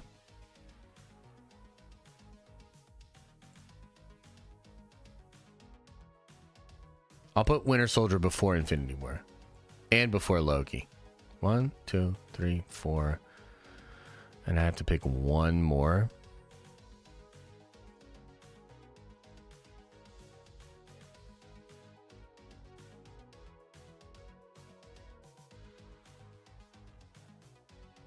Believe it or not, I'd probably put Guardians there. So my top 5 would be X-Men 97, Winter Soldier, Loki, Infinity War, and Guardians. And then probably like Doc Strange 1, Civil War, Age of Ultron. Yeah, that feels pretty good right there. Yeah.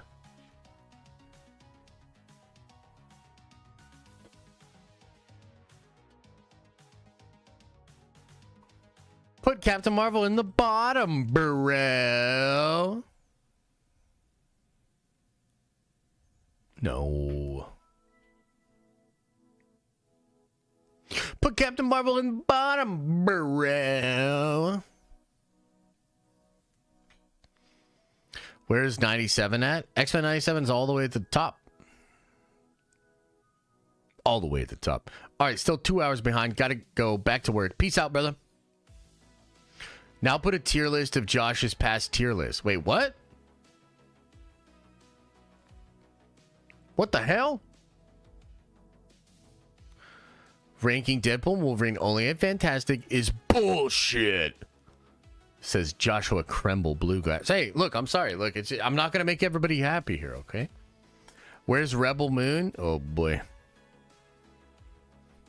Tier list of your favorite channel members. Donde es Blade?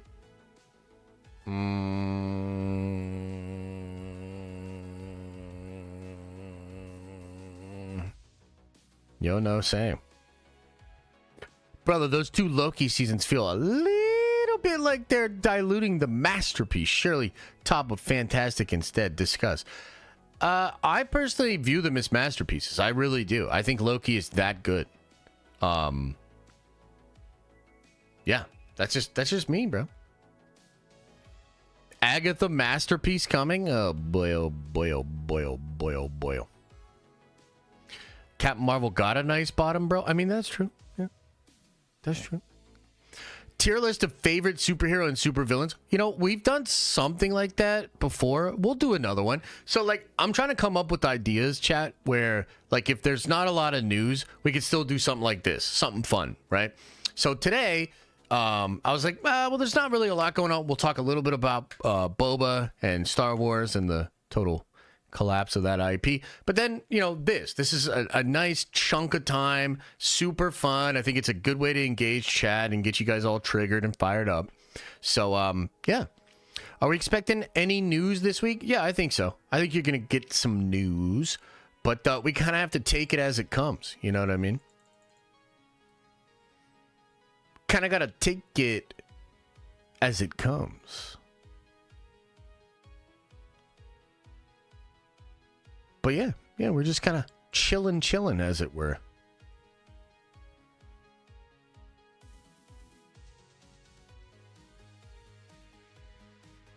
Chilling, as they say. Mike S. Hangout, appreciate you, brother. Says, brother Josh, I love your tier list. I definitely agree X-Men 97 is a masterpiece, but I would also put Avengers Endgame in master as well. Yeah, I have Endgame up here. It's a masterpiece. Faux show. Best ass in MCU, Steve Rogers. I think Monica Rambeau has him beat a little bit. And before that, I mean, ScarJo kind of had that on lock, you know what I mean? Leon says we should do a Marvel video game tier list, but the chat decides where it goes. 17 months, baby. Take my money. Oh, hell yeah. Appreciate you, brother. That could be kind of fun. We could do something like that. What's your Avengers only movie ranking? So Infinity War's #1. Maybe Infinity War, Avengers 1, Endgame, Age of Ultron. Lapita says hi. What's up, Lapita? How you doing? She-Hulk masterpiece? Absolutely. Absolutely. Yeah. Kraven the Hunter?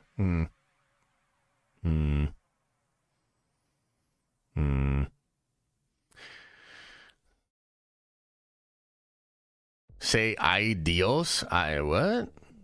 No hablo español. Couldn't be me. Where's Moon Knight? In the bullcrap category. LOL, just saw the Boba news. Of course, Lucasfilm would see the fallout of Book of Boba as fans don't like Boba. Come on. I know, right? Josh, go and have some food. I think I am. Thank you, Alexa. I think I will. I'll get some food in my belly. I'm pretty hungry all of a sudden, you know what I mean? Okay, everybody. Adios equal oh God. Okay, right on. Right on. The blob must eat. Exactly. Breakfast burrito for lunch? Hey, dude, that would actually be lit. That'd be kind of fun. Yeah, I don't know what I'll have. I'll have something, though. Okay, so video probably dropping tonight. If not, we'll get it out tomorrow for you guys about, like, is the MCU saved? Why I think it's not saved just yet, and how I think it could actually be saved. And it's actually a good video. I think you'll dig it. No stream tomorrow unless I decide to do something on Twitch. I'm not going to commit to anything, but like if I clear my schedule and I'm just like I feel like just playing some Fortnite, maybe we'll just get on Twitch and play some Fortnite together. I'll let you guys know about that. Regular stream Wednesday, Nerdvengers stream Wednesday night, Thursday stream in the morning. I should also have a big update for all the Unity members. And then Friday, regular stream. And we will be doing a Diamond Lounge Friday night. Josh, accept the friend request on Fortnite? I will. So that's kind of the basic plan, chat. We will have a Diamond Lounge this Friday.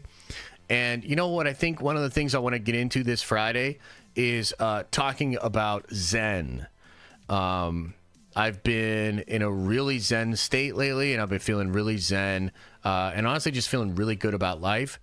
And I kind of want to just share some of that with you guys on Friday, and also talk about how the world is not very Zen, and how we can become Zen within a world like this.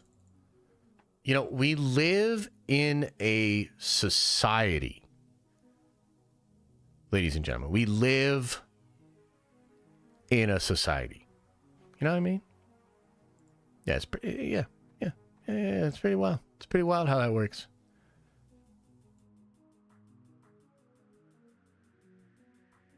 Pretty wild. Locationary, been a member for 24 months, says pointless message. Hey, appreciate it. Thanks for keeping us on track. Wait, what the hell? Rossi says, I'd be down for rewatching Ahsoka on Thursday. Did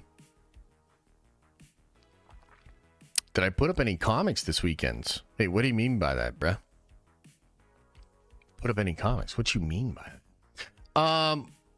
So What if we did a watch party Thursday night? Because here's the thing. If we're watching Ahsoka, I kind of want to get balls deep in Ahsoka, you know?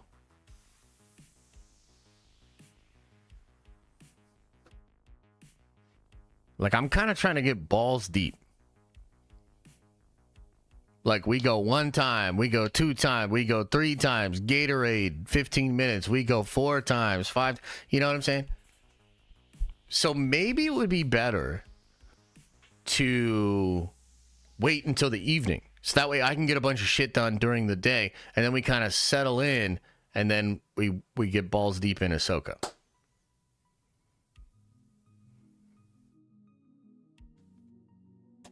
You know, and you know, if I'm being honest, Sabine, very talented. Very talented. I kind of want to see that. Can't even lie. Yeah, what do you think? What do you think? That would be kind of fun, because that way we could do a couple episodes, maybe 3, 4, depending on, you know, how chat is or whatever. Balin is the only good part? What? It would be really interesting to go through those episodes again. You know what I mean? Like, it would be really interesting. Especially after Acolyte. You know what I mean? Are you in the 2%, Josh? I don't know what that means. How did Josh know my Pornhub searches? Oh, just a good guess. Yeah, there's definitely some cake in that show. You know what I mean? Not gonna lie.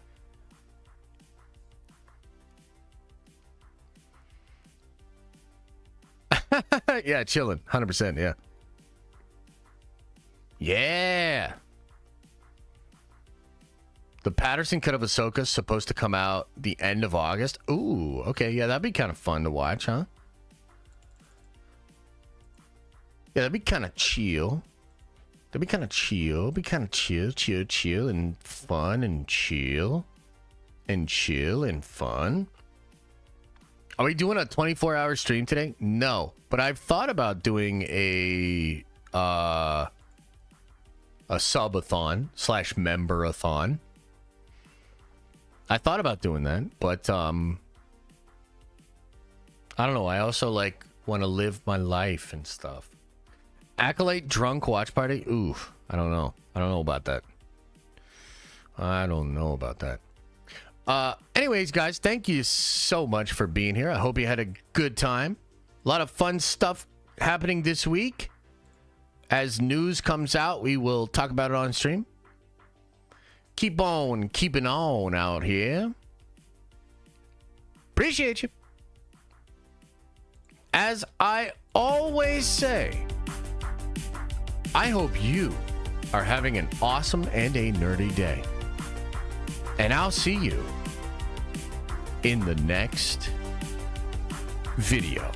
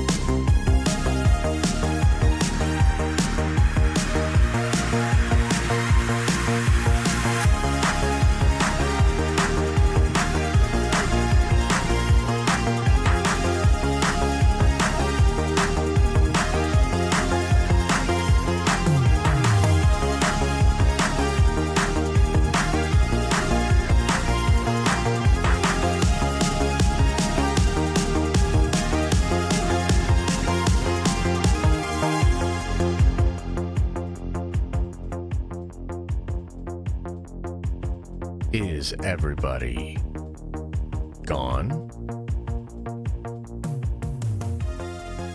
Did everybody leave?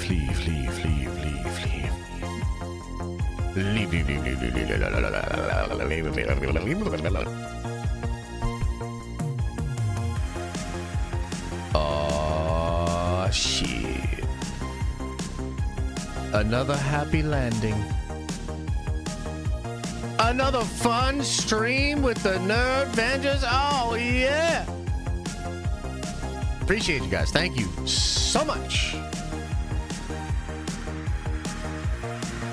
So much. I'll see you guys soon. I hope you enjoy the rest of your Monday.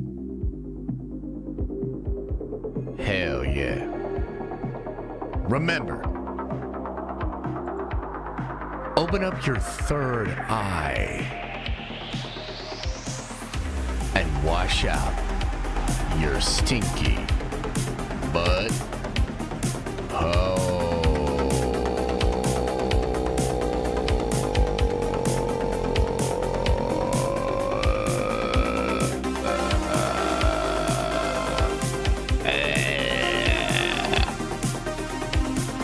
And Delta Dan, thank you for the membership on the way out.